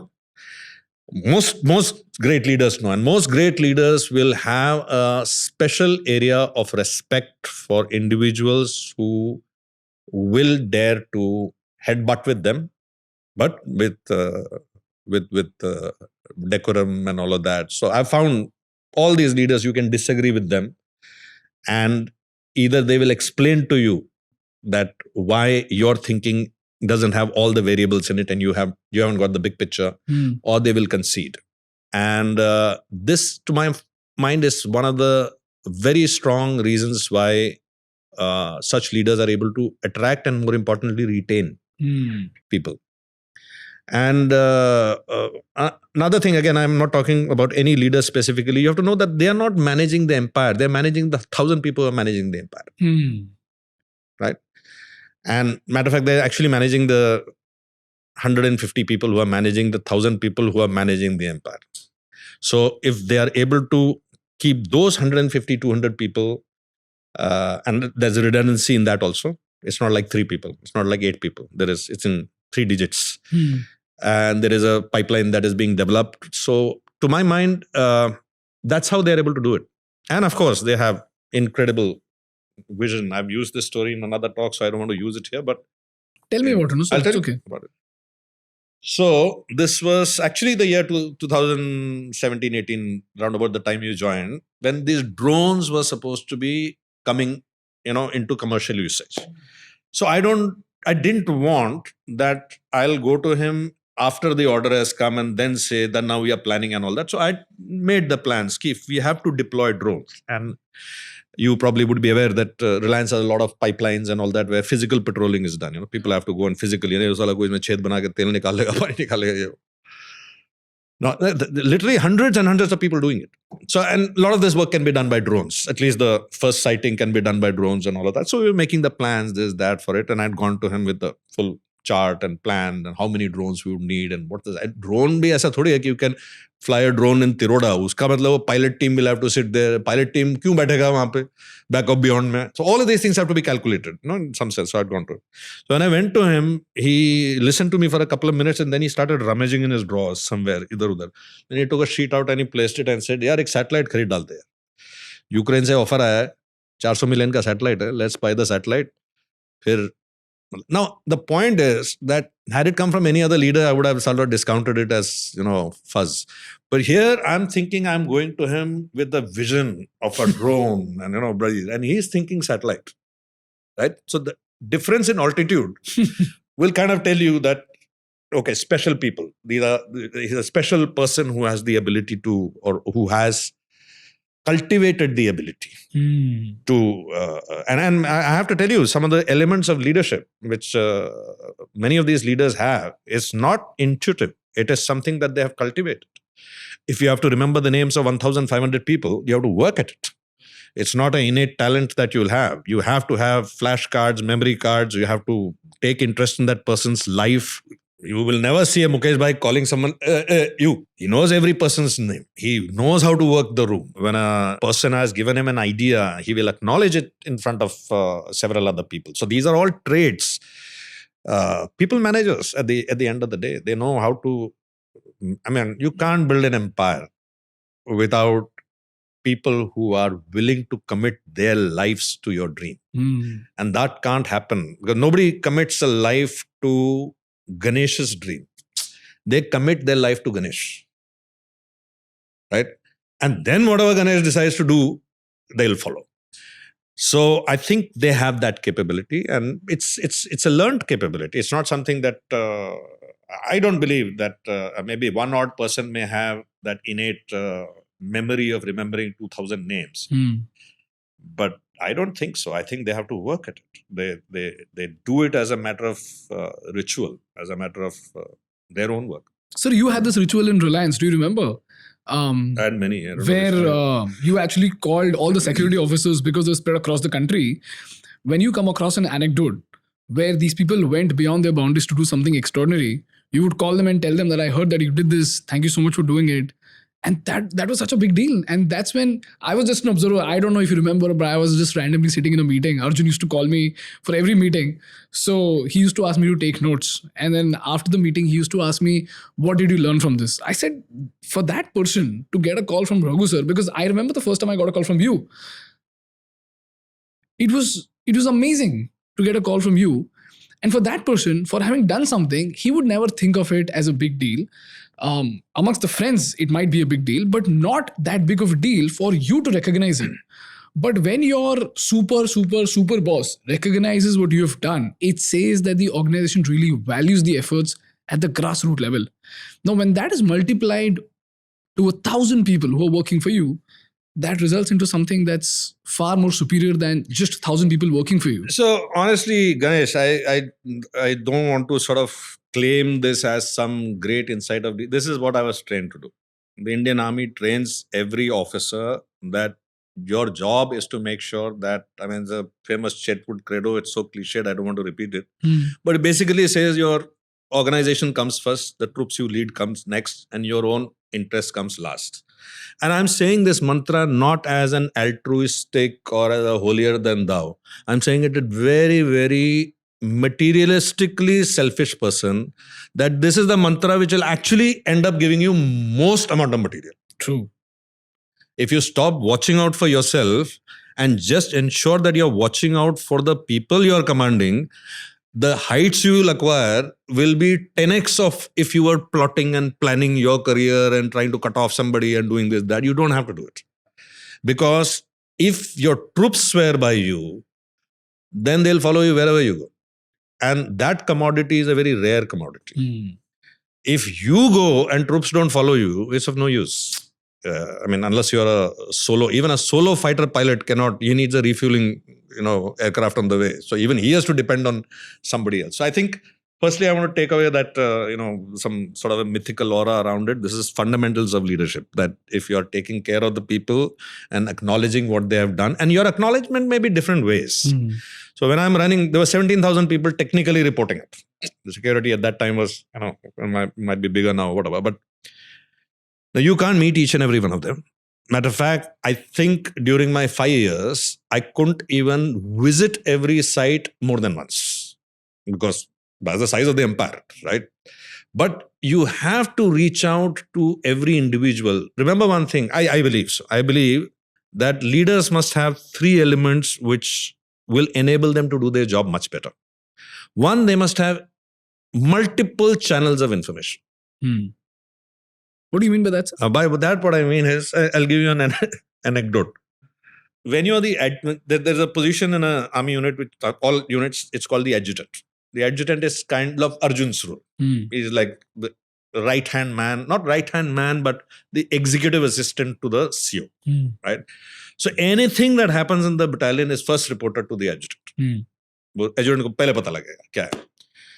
So let's say, and obviously given the role, you'll be going to sleep at somebody 10 o'clock, 11 o'clock at night, every night. So let's say you've gone to sleep at 11 o'clock. At 12 o'clock, you get a call. You will get a call because a patrol that had gone to Patiala has just come back. So the first call will come from the gate.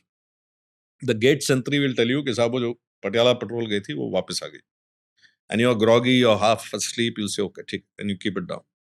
After about 5 minutes, you'll get another call from the motor transport NCO, as we call MT NCO. He'll call up and he says, "Ab 4 gaadiyan gayi thi, charo ke charo aa gayi wapas." Theek. Then after 15 minutes, you will get a call from the Koth NCO. Koth is the place where weapons are kept. So these weapons that they are drawn, ammunition they are drawn for the patrol, that has to be deposited back. After that is deposited, after about 10 minutes, you will get a call from the patrol leader who will say, "Haan sahab, wo Sandhya se deliver karna tha, jo bhi ho, kar diya." Now, as an adjutant, you are trained never to say on the second call, मालूम है मेरे को आगे कर. You are supposed to take that information with, okay, thank you for letting me. Okay, sir. ठीक है sir. Why? Because each one of them is giving you a different piece of information. The first guy is telling you exactly what time they entered in. Now you have a fair idea कि पटियाला जाके आने के लिए कितना time लगता है. Now if it is inordinately more time than that, then you know these buggers have been doing something else. The MTNCO is confirming that all vehicles are in tip-top condition. There's been no accident. It's not like they've hit someone and come and park the gaadi chupchap se raat ko or whatever. If it's fueled up, it's ready for service tomorrow morning in case another patrol has to be sent out. The Koth NCO is confirming to you that all the weapons have been deposited. It's not like they were so tired, they said, kal subah jama kar denge yaar, abhi matlab leke jate hain barracks mein kuch ho gaya ulta seedha and weapon discharges or whatever, something like that. And finally, when the patrol leader tells you, you already have 3 pieces of information and you have a timeline. Matter of fact, good adjutants, they'll go off to sleep, but even 20 minutes, that Koth NCO doesn't call, they'll wake up. Because they'll know that by now I should have got a call. The 4th call has not yet come. There's something wrong. So the first job of a leader is to encourage anyone who tells him anything with a very strong, thanks for letting me know. Even if it's the guy down below, साहब आपके लिए जो wait कर रहे थे वो आ गए ऐसा. Oh, thank you. बहुत अच्छा. Never to tell him, हाँ मेरे को मालूम है, मेरे को phone पे बता दिया साहब. Because the moment you tell him मेरे को मालूम है, he has no incentive for telling you something that you will not know. Right? The second is, you must have this channel, all across. Starting, exactly the example I gave you. Starting from the guy who's down below, who's giving, chai leke aata hai, right up to your top. You must have not just their verbal communication channel open, but you must have a bonhomie channel open with him. So if he wants to tell you something which he thinks sab chota muh badi baat hai, he will tell you. But if you have that air of distance, what goes my father? चाहे company चले ना चले, मेरा क्या जा रहा है? So he must have that sense of कि ये साहब को तो मैं कुछ भी बता सकता हूँ. I can go up and tell. And third, I think leaders must also have a sense of mystique. Sense of? Mystique. इसको पता लग जाता है. I don't know how the hell he finds out, but he finds out. He comes to me. Stuff happens within half an hour, I get a call. It's a very good command and control reinforcement. So when a guy does something good, and within 45 minutes he gets a call from the super boss, it also reflects on the information flow of the system. It shows that if you do something incorrect also, within 45 minutes I'll come to know. You won't be able to hide it. You won't be able to hide an alcoholic guy in your team. I'll come to know. And the best way to send that message is by positive reinforcement. That whenever someone does something good, if he gets a call within 45 minutes, he also knows that if I do a screw up, the guy will know in 45 minutes. Yeah. Right? I mean, he may know in 15 minutes, he may decide to call me after 30 minutes, but he'll know. Right? So I think when you're administering a large enterprise with large number of people and you want to establish access of, it also keeps the middle layer clean.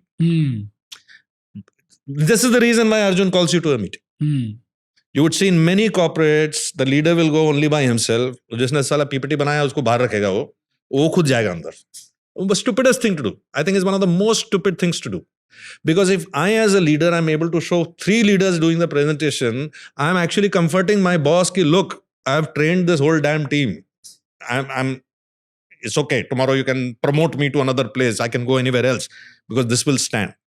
So a lot of insecure leaders who try to keep their subordinates out are actually shooting themselves in the foot. True. They are doing something stupid. Instead, if they were putting their teams in front, I do it for 2 reasons. First, I do it because जिसने काम किया है उसको दिखाना चाहिए. But the main reason why I do it is उल्टा सीधा सवाल पूछ लिया तो ये जानता है मेरे को तो पता नहीं है मैं तो स्लाइड ही देखा है, right? So it's much better that the person who's actually worked on it be the one who would present it, and that's the reason. So if you're administering an organization, you need to have, I'm using the word in a loose sense, but you need to have your own command aura. And that command aura is created with these kind of rituals. Sir, I'll tell you where I'm coming from. Because I have learned so many things from you and from Arjun. Like, do you realize I'm talking about T-shaped leadership 7 years later? 7 years ago, I spent 90 days. And with you, I must have spent 4 or 5 days. I must have seen you speak a lot. But even after 7 years, today, whatever is happening in my organization, it's somewhere or the other stems from the inspiration that I've observed from you. The way you've spoken, the way you educate, the way you've kept the learning curve going, the T-shaped leadership, design thinking. So the entire company is based on the foundation of design thinking. And that stemmed from your talk, which you delivered while I was sitting somewhere in the corner of the boardroom. Today, I take Shashank to every single meeting room because Arjun took me to every single meeting room. And he gave me absolutely redundant tasks. He gave me the book, Richard Thaler's Misbehaving, and said, ki usko padh le. And I used to read.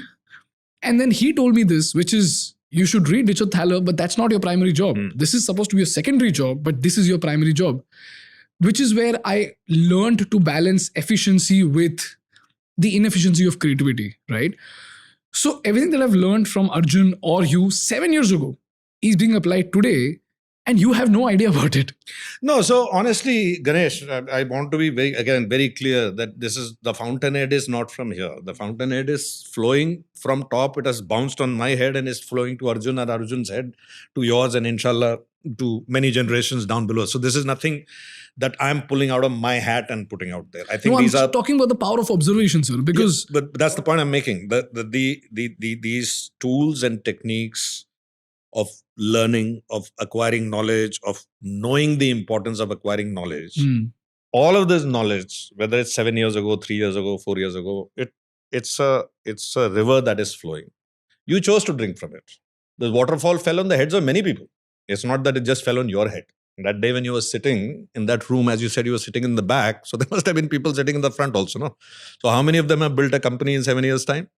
So it's the knowledge, to my mind, is there. It's out there. It is finding a good teacher who tells you the importance of learning that. The importance of learning swimming is the job of a teacher. But how good a swimmer you become is completely, your shraddha. True. Your dedication towards that piece. So, yeah, I want to come back to that point that if you did learn design, firstly design thinking, Richard Thaler ने बोला है, मैंने थोड़ी बोला है. उससे पहले कितने लोगों ने बोला है उसके बारे में. I read it, I introduced Arjun to it, Arjun introduced you to it, and maybe I introduced some part. Yeah. I didn't invent design thinking. Maybe I practiced some of it intuitively without knowing it. But when I found the framework and say, hey, listen, this is something amazing and this is something that we should be looking at, then the more I share that knowledge, the more powerful my organization becomes, because there are more thinking heads who are working on that. And actually, we did a lot of stuff of design thinking and security, which was very, very counterintuitive. Which was, I still remember you remember the Geoka building? So I'd taken my entire senior leadership there at night, at 8 o'clock at night. So it's lit up and building is there and dark outside and all of that. And I told the team that when you look at this building, what do you feel? So first they're looking at each other. What kind of question is this? Then I asked them, do you feel scared? They looked at each other and said, scared? Why the hell will we feel scared? I say, precisely, because you're all ex-special forces. You jump out of aircrafts into Pakistan. You don't feel scared. But 50% of our population of women, they feel scared because they see this darkness, they see parking lot mein light nahi hai and all that. Now, you can never feel that fear because you're used to operating in that environment. For you, darkness is a friend. It's it. Now, this design thinking, actually, putting yourself into the actual ground not ground, the feeling of a person who's afraid of the dark or whatever. I didn't know it was called design thinking. But later on, when we discovered that, yes, this is a phrase, this is a structure. Now, when you start applying that structure to the next generation, that's how everything is done. So I don't think, I think this is a job of leadership. It's not, I think a job of a leader is firstly to be a good teacher. True. So then while you were a fly on the wall and you observed Anand Mahindra sir doing a lot of things, and since you know him as a friend, you know him very closely, what exactly are those unique habits that these people cultivate which turn them into who they are? So of course, I would always consider Anand Mahindra to be my mentor, and I wouldn't be impudent enough to call him my friend. Okay. Of course, it's his badappan that he might say so. I think one is definitely eye for talent. He has, and to a large extent, once he has given the portfolio, he gives that person a relatively free hand. I've seen a lot of leaders who will spend little time in selecting a person and then give the person a portfolio and then put a bunch of checks and balances on that person so the person is not able to move.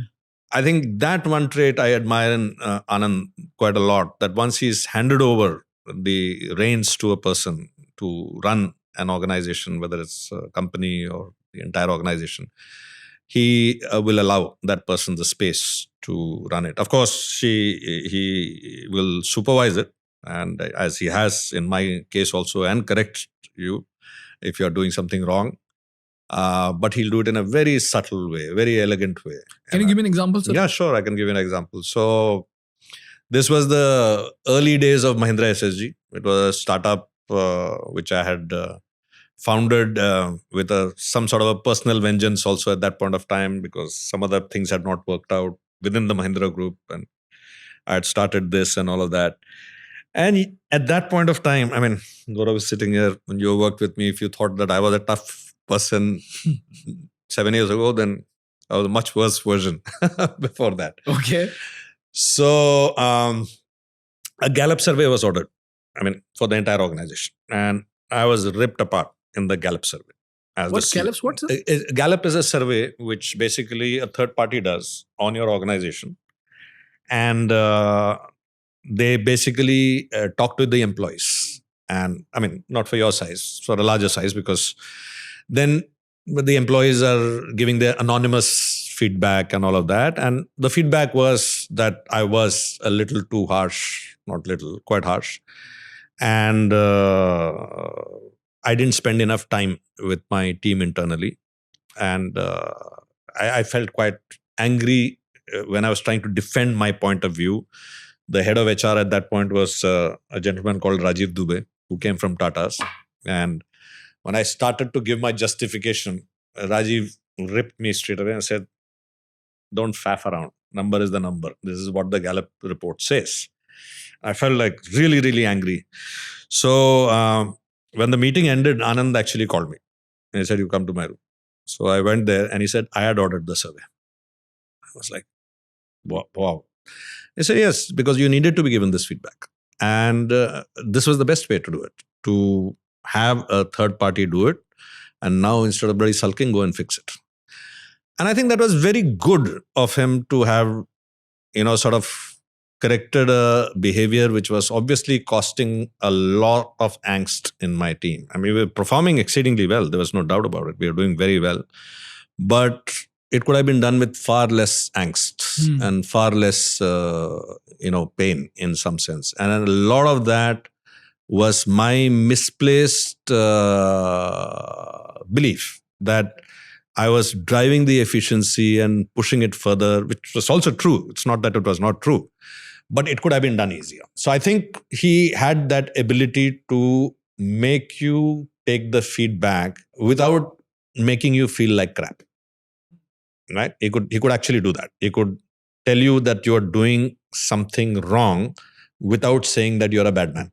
And I think that's a very nice trait in a leader to have, to be able to give negative feedback, but not make the person feel negative. Right? And not just him, but many of these leaders whom I've worked with, I've found the good leaders, I've usually found that they have a way of expressing to you what they want to communicate to you, but without necessarily, even if they make you feel bad, they will immediately make sure that you understand why that conversation or that angst or that anger was there, and immediately make amends for it. Interesting. Sir, I want to talk to you more about Gautam Adani, sir, because again, he's also one of those people who's pushing the threshold. What would be those 3 unique traits that you would specifically point out and say, this is typical Gautam Adani? I'm just giving you a fly on the wall, and more importantly, what I've heard also. Obviously you hear from 2-3 traits about him. First, I think he is a fairly big thinker. He's not just thinking about the company. I think he's thinking about the country. It's in terms of, I believe, from what I sense, the ambition is to actually take the country up a few notches in the global stage when it comes to infrastructure, when it comes to mobility, surface transport, aviation, all of that. It's actually quite interesting when you think about it. This is completely my theory, and obviously nobody has told me this, but in a way, if you look at it, Dhirubhai and Mukesh Bhai's strategy, if you want to distill it, they want to be the carrier pipeline for everything that comes into your home. Okay. Electricity, water, internet, communication, entertainment, anything that comes through a pipe into your home, they want to play there. And of course, when I say pipe, I'm also using the airwaves, the Wi-Fi, and all of that. Interestingly, I think for Gautam Bhai, the same vision is for any pipe that comes into the country. Okay.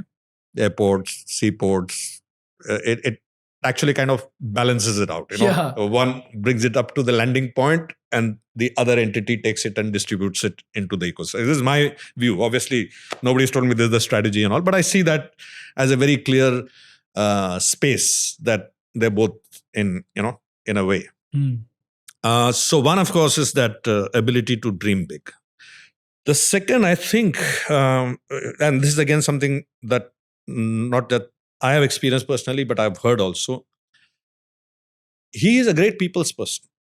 And they say that if he shakes your hand and commits something, that's how he made his name at a very early stage in his career when he was still trading.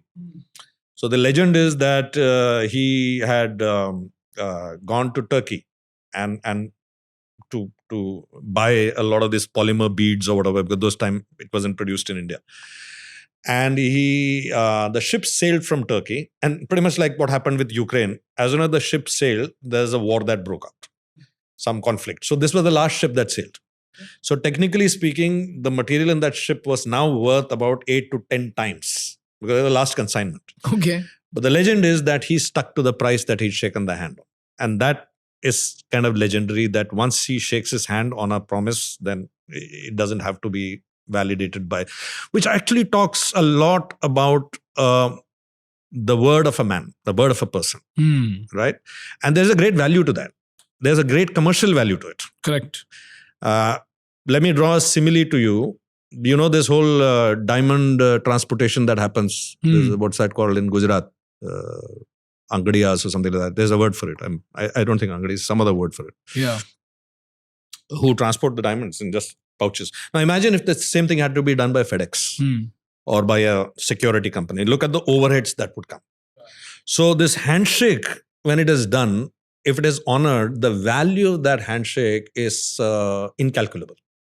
Because you don't need law firms to look at what can go wrong, this, that, and all. It's a handshake. And I think that's a very, very valuable commodity, very rare commodity. I've seen many leaders backing out of a handshake. Not handshake, I've seen them backing out of written contracts.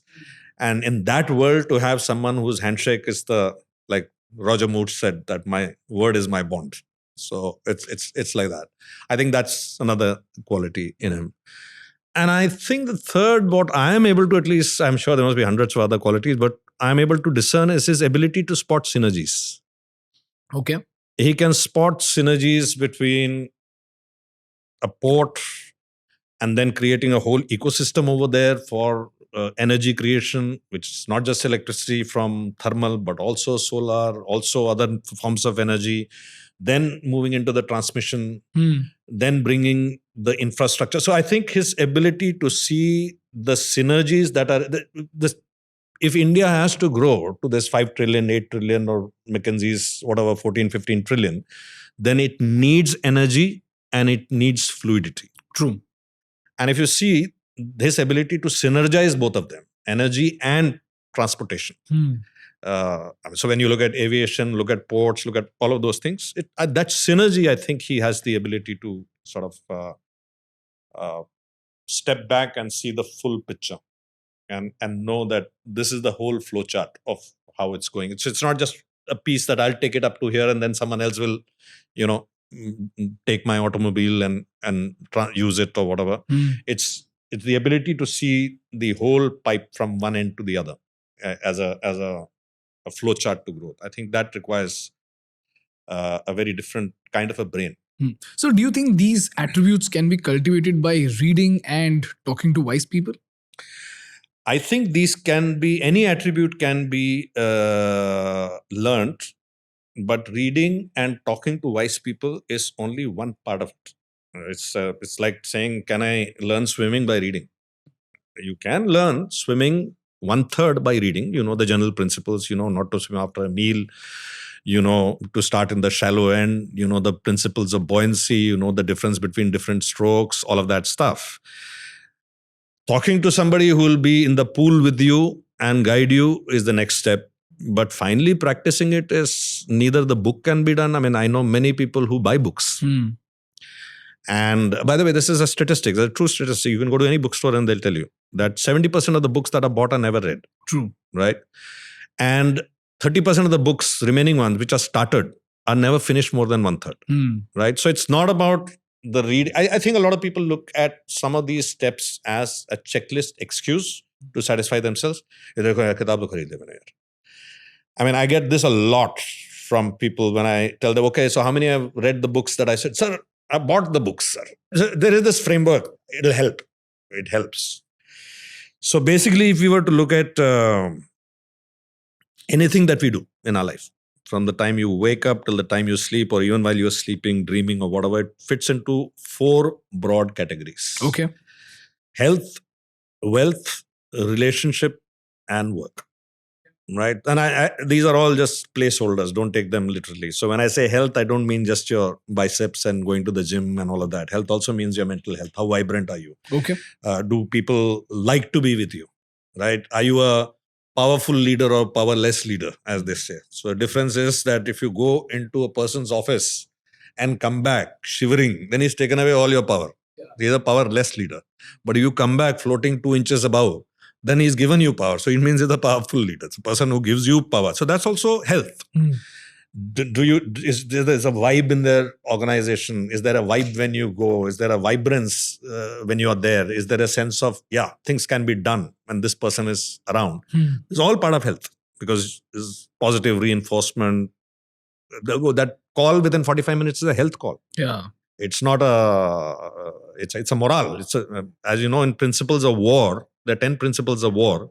The first is selection and maintenance of aim. The second is morale.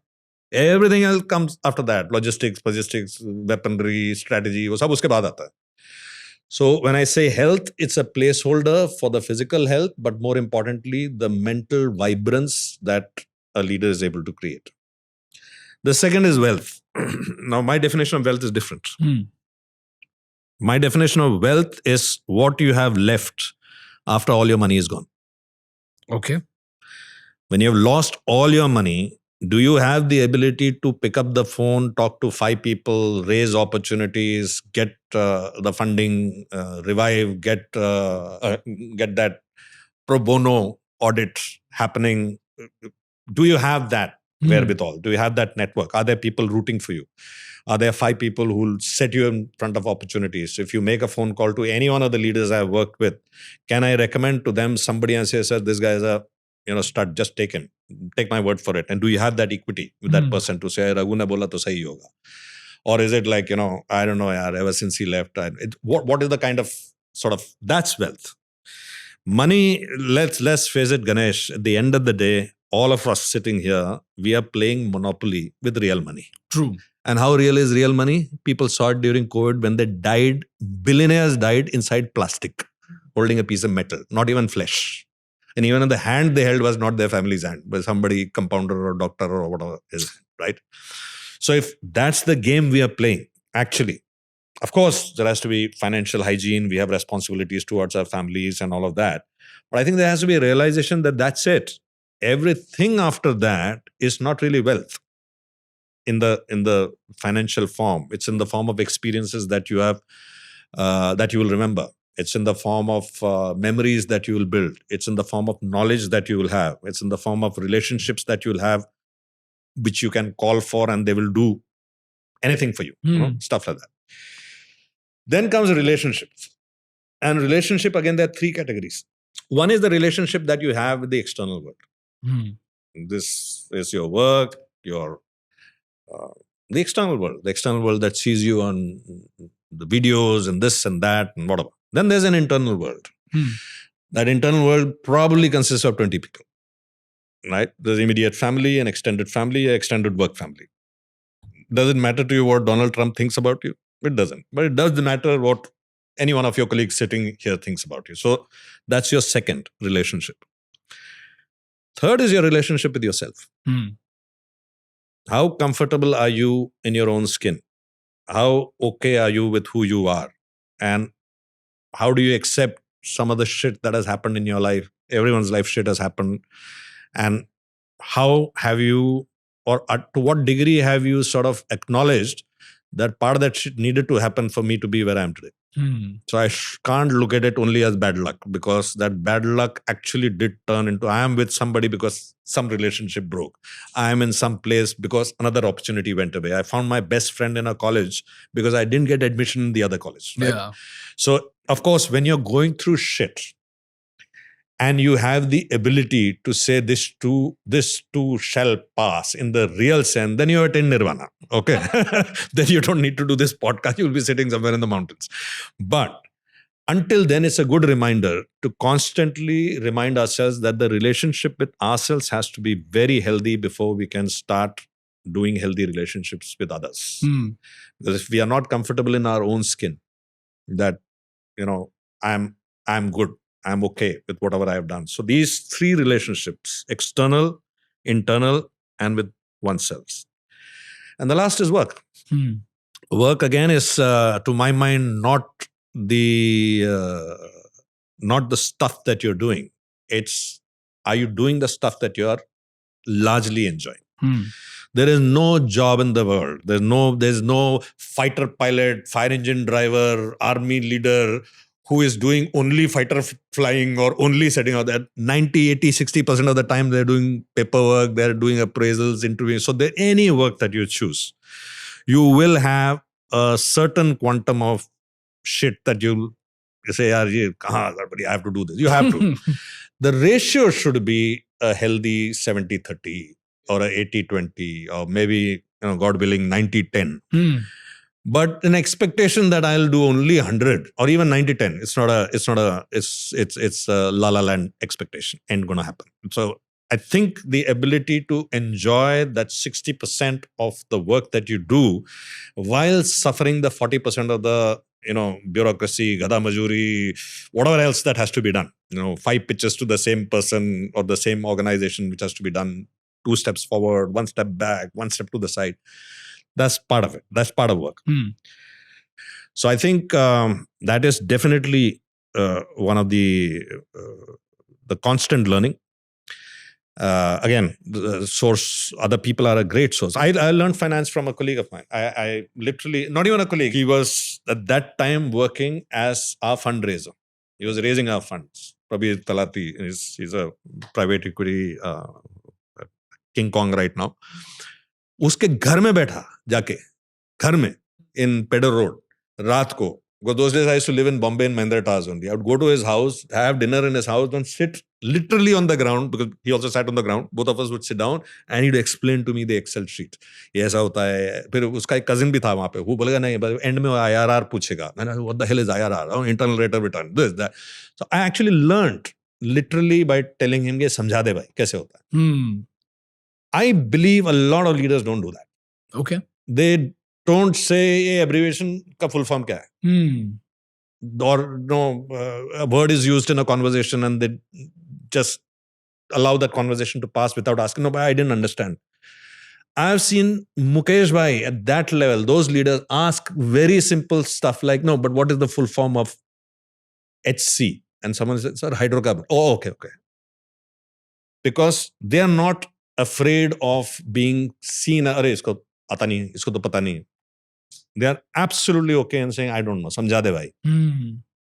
I've done it very often. When somebody will come and give me a bump of a presentation or something like that, I say, samjha de mere ko, kaise karne ka, whiteboard mein samjha de. And I always found that tests. Many times I do it for people who come to make a pitch. I just slam their laptop down and say, ऐसे समझा दे whiteboard. आपने मुझे भी ऐसे ही बोला था. Because only a person who knows it can do it. A person who's got the presentation made by somebody else cannot do it. That's point number 1. Point number 2, for me, learning is easier if somebody just explains it on a whiteboard by drawing up the map, rather than showing a map to me and then explaining the features. Right? I'm not able to take that data in one go. I'd rather that it's constructed in front of me so that I see the construction. That's my way of learning. And it works better because nobody who doesn't know the subject really, really well can do that step by step by step. So that's why I say very often we should not be talking to just the people who have made it big. We should actually be talking to a lot of ordinary people. Because I can personally vouch for it. There is no linkage between a happy, contented individual and a successful individual. There's no linkage. True. These are two entirely separate things. You will actually hear more laughter in Dharavi slums. A dog that is inside a slum is looked after much more lovingly than a dog in a rich man's house. Right? So this belief that material acquisitions have got some sort of proportionality to happiness. Of course they do. In the initial stages, hygiene level tak they do. But beyond hygiene level, I think we're just making it up. So I would urge that learning should also be from completely different set of people. Because after all, if you have become successful, you got to build a narrative behind it, no?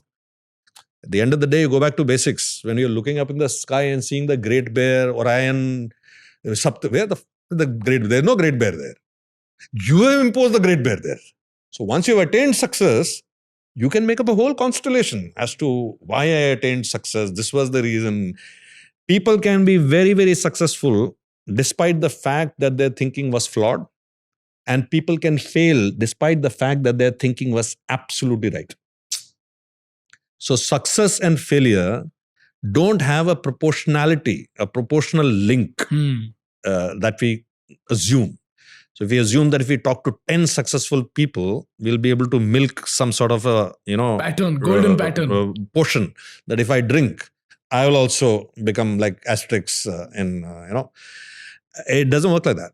you'd probably learn a lot more from the 100 people who drank poison and try and figure out what is poison. Correct. And if it is noxious, or it makes you feel like vomiting, or if it gives you that kind of, then don't drink it. That is far more valuable information than talk to one guy who got Amrit handed over to him and he drank it in the first go without even looking at the label, and then he claims that I'm a very successful person. Correct. So I think conversation should be more balanced towards the people who didn't make it to the place that you want to make it to than the people who made it to the place you want to make it to. They will give you good inputs, but use only 30. The ratio should be again 3:7. Yeah. 7 people who have nothing to do with the space where you are in, who have nothing to do with. They may even tell you that you're chasing the wrong gum tree. Yeah. You're chasing something which is a mirage. It's not real. So in fact, I had the founder of Yoga Bar here about 3 days ago. And I was talking to her, and I had this assumption that she would obviously be thinking about turning the organization into a much bigger organization. They're about to get acquired by ITC completely for about 500 crores in valuation. So, but then she told me, yeah, that's just a little part of my life. And I was like, what? Yoga Bar is just a little part of your life? She said, yeah, the most important thing in my life is actually my house. And I intend to make my house more happy rather than making my company bigger. And so the conversation that I had for the next 20 minutes, this is apart from the podcast, that turned out to be far more enlightening to me than the podcast itself. Because there, she was not an entrepreneur. She was a human being with a much wider horizon of thinking. And that completely changed the way I look at life. I think every individual has their own script, right? So let's take a billionaire like Jeff Bezos. Now, arguably, he is not doing it for the money anymore, right? So if somebody said this statement, itna paisa yaar, phir bhi wo kyun paisa kama? But he's not doing it for the money. It is something else for him. It may be the drive of growing larger and larger. It may be the drive of conquering the retail market of the earth. It may be whatever drive he's got. But that person's script and your script and somebody else's script is completely different. True. So you cannot be acting out someone else's script just because that script looks great. Yeah. Because you're not built for that script. You're built for your own script. You have your own set of strengths, advantages, fallacies, beliefs, all of that. So coming back to, I use this metaphor very often. Let me use this with you also. So suppose you have cleared the IAS. Good, no? You would have been fantastic. Pune mein pura colony mein mithai batta. Hai ki nahi? Correct. You would retire after 38 years if you were good as a secretary to Government of India. Yeah. A secretary, or you joined the army. You retired as the chief of army. Your salary would be about 2.5 lakhs. When you retired, you probably would have a crore and a half in saving. You would have a house which is about a crore and a half, and you would have medical facilities and all of that, totaling up to another crore, 2 crores. So 5 crores. You crossed that a long time ago. Yeah. So financially, you have crossed what an IAS officer, which is 190, 110 per year in this country. And not just that, if you were an IAS officer, not just your grandparents would have been happy. Correct. तीर मारा यार इसने, एक बंदे तीर मारा अपने family में, IAS officer बन गया, all of that stuff. That individual would retire at 5 crores. They would have 5 crores when they retire. I mean, obviously assuming they are honest and as you would be. So I think equating usko 500 crore mila hai ki 1000 crore mila hai, I think it's a wrong sort of a equation. I know a lot of my course-mates who are extraordinarily happy. They play golf in the morning for 2-3 hours. Then they have a beer share in the afternoon. Then they go and meet some friends, this, that.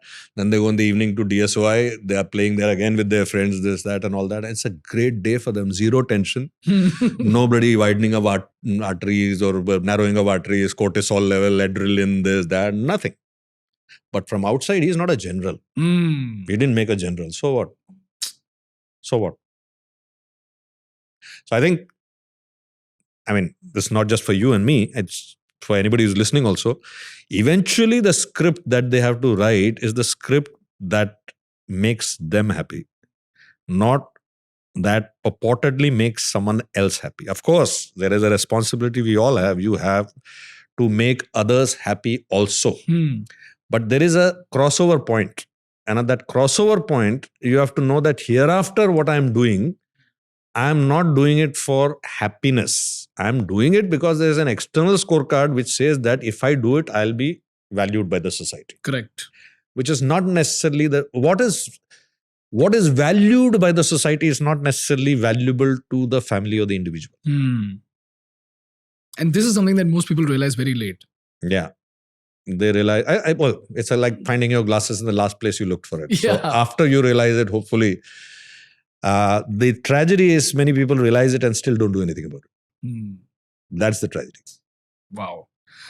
So the last question that I have, and this is something that I would ask only you because I admire you a lot and I know you so personally from the brief time that I spent with you, and I've seen so much of you on the internet, and then I've seen you in real life, and I know that there is literally no difference between both of them. Very few people have that kind of personality. So मुझे बताओ, if I were to take you back to the age of 27, what would you do differently? Or if you were to just tell me what I should do right now, what would those 2-3 things would be? Honestly, one thing I tell you, don't worry.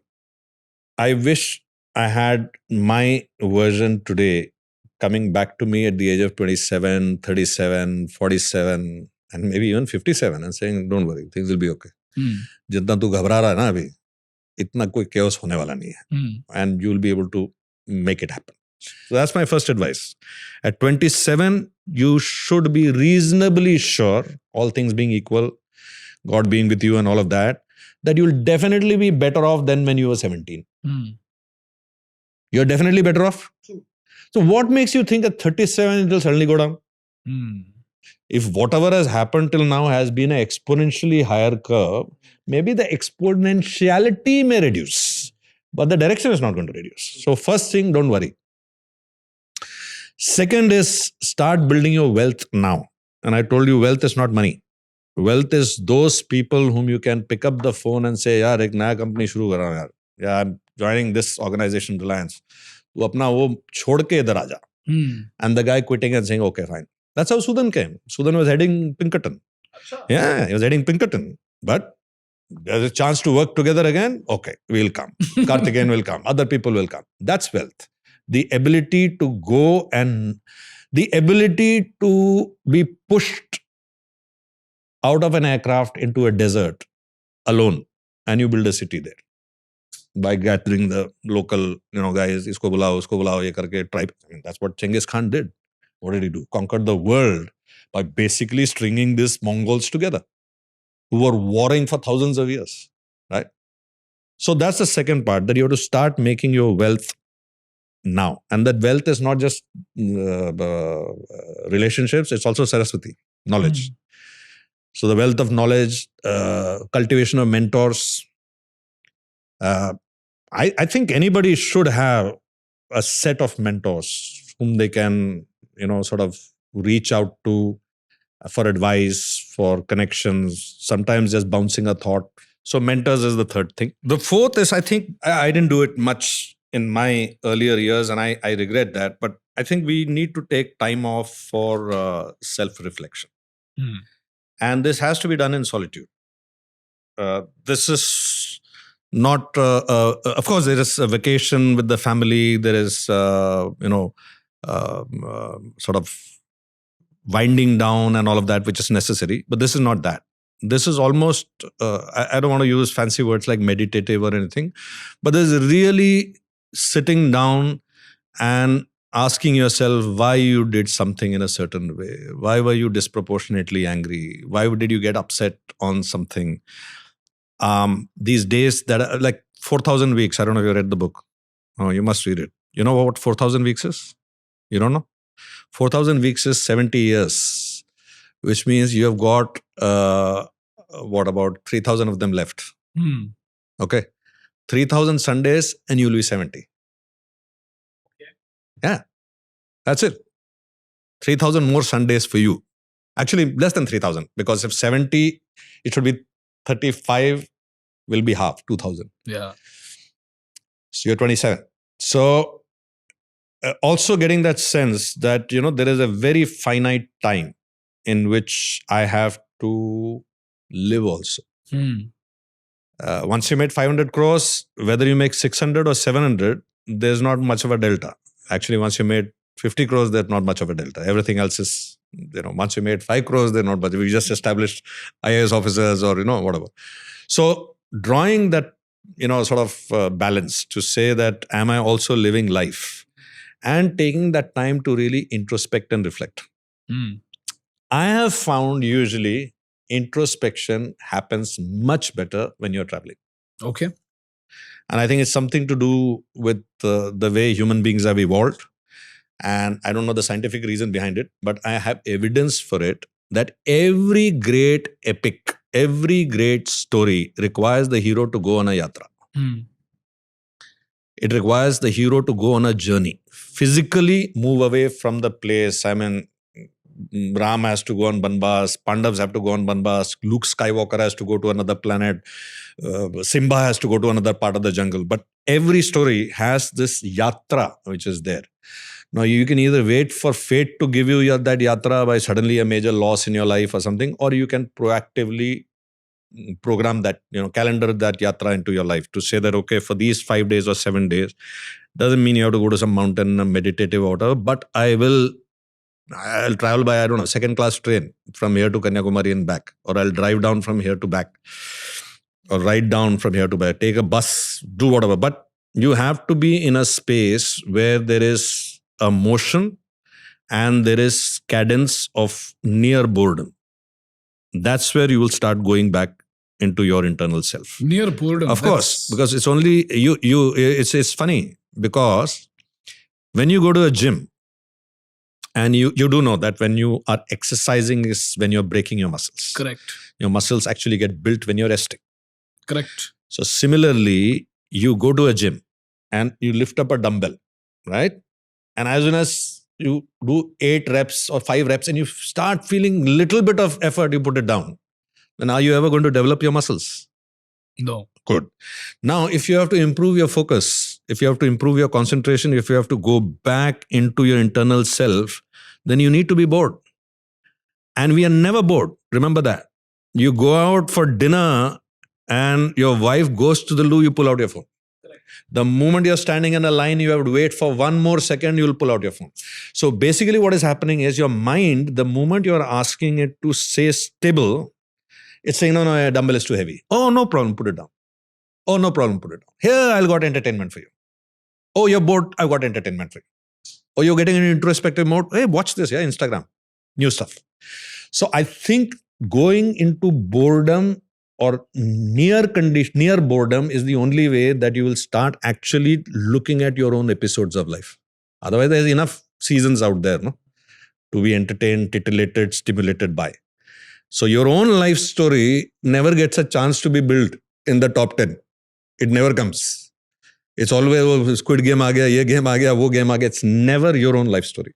So I think you have to program some programming time for telecasting your own life story back to you and re-looking at the version that you have got and actually wonder whether the version is correct or you have embellished it over a period of time. Or maybe you have even hidden or glossed over some parts which have affected you. So I think this ritual of introspection is extremely important. Hmm. And last is, I think that you should not take yourself so seriously. Because ये 4,000 weeks का guarantee कोई लिख के नहीं दिया आपको. Correct. वो तो मैंने calculation बताया कि 4,000 week translates to 70 years. But nobody is guaranteeing you those 70 years. And I know that there are millions and millions of people who have died at much younger age than you. Much younger, in infancy they have died. They have died in completely for no fault of theirs. The tree has fallen on them when they were crossing a road, or all of that. So I think having that sense of, it's every day is a bonus, because any of these days could have been. Once you get that attitude, I feel it makes you slightly more courageous. It makes you more courageous because. The true story told to me by a coursemate of mine who's unfortunately died. And look at the irony. He came back from Siachen and died in a road accident in Agra. Okay. Came back on leave. And so we had another coursemate of ours, whose name I can take. His name is Mukesh Sharma. And he was OG to the core. Now I'll explain what OG means. OG means olive green, which means if you cut your hand, olive green blood will come out. It's like he's that straight. So, for example, many times instructors in a class would suddenly say, okay, this class is banned from movies for 2 weeks. So, which means you can't go to see movies. Now, not that the instructor is standing there to check kaun aaya, nahi aaya and all of that stuff. But this guy would obey. Ek baar bol diya to bol diya. That kind of a guy. Now, when he was in NDA, a true story, he dove from the high board.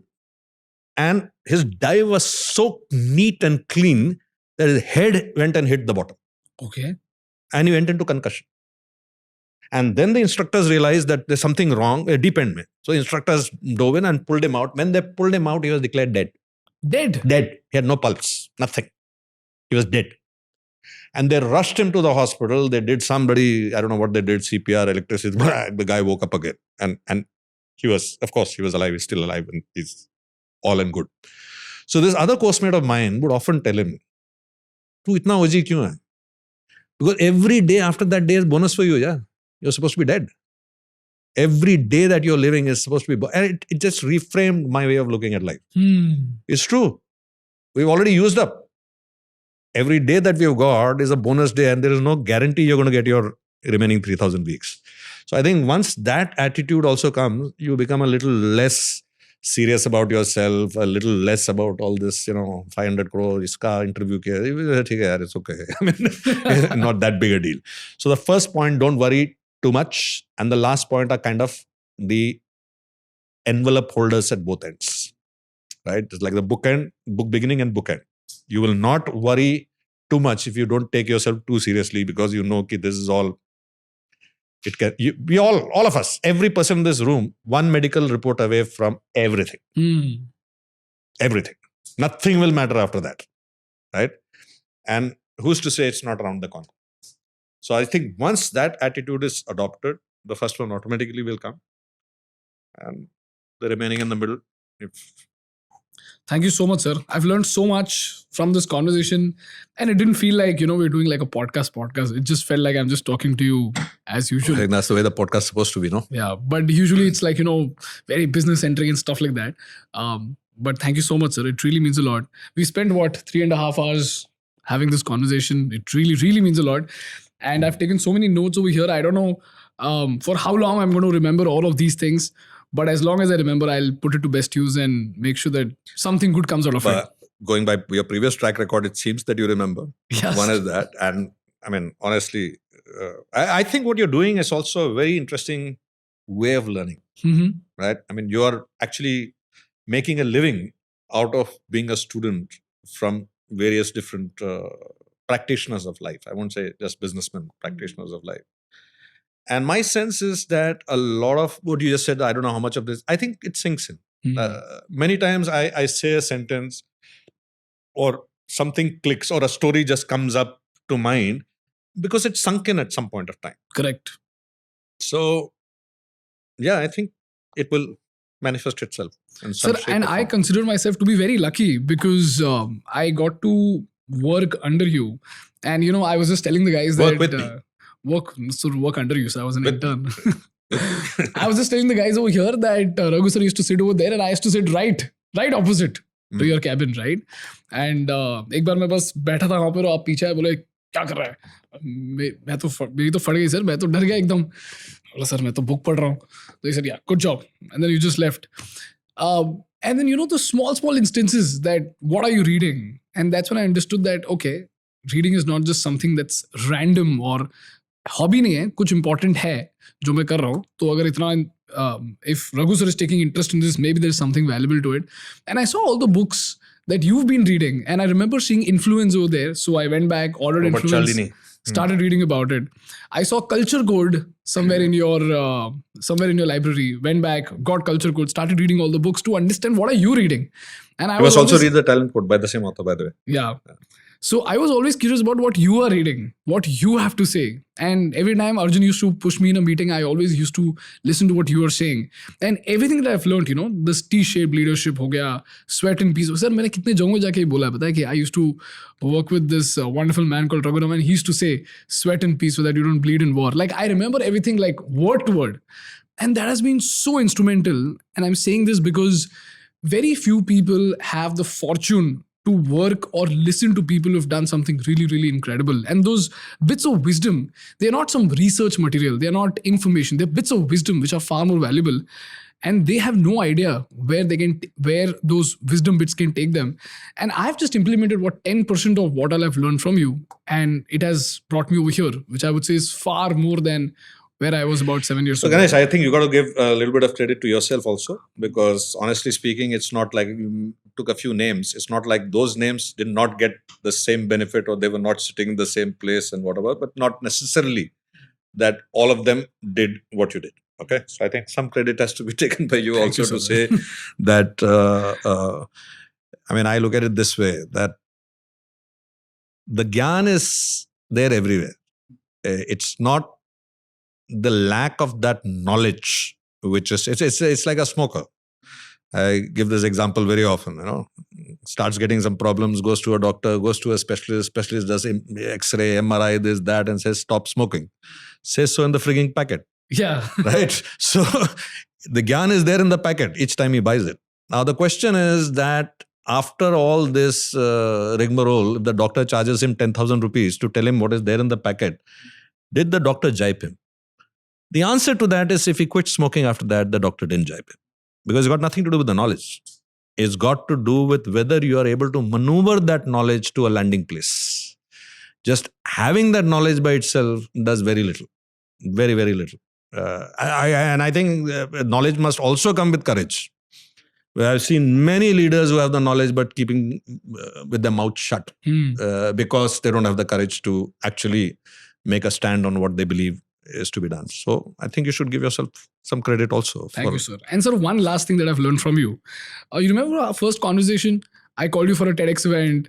Yeah. And then Manish sir said, no. But I was just very sick during that time. Again, near to boredom during that time. I said, call karke dekhte hain ki kya hota hai. And then I called you, I told you about Nike, Apple. And then you said, you know what, just put this in a document and send it to me.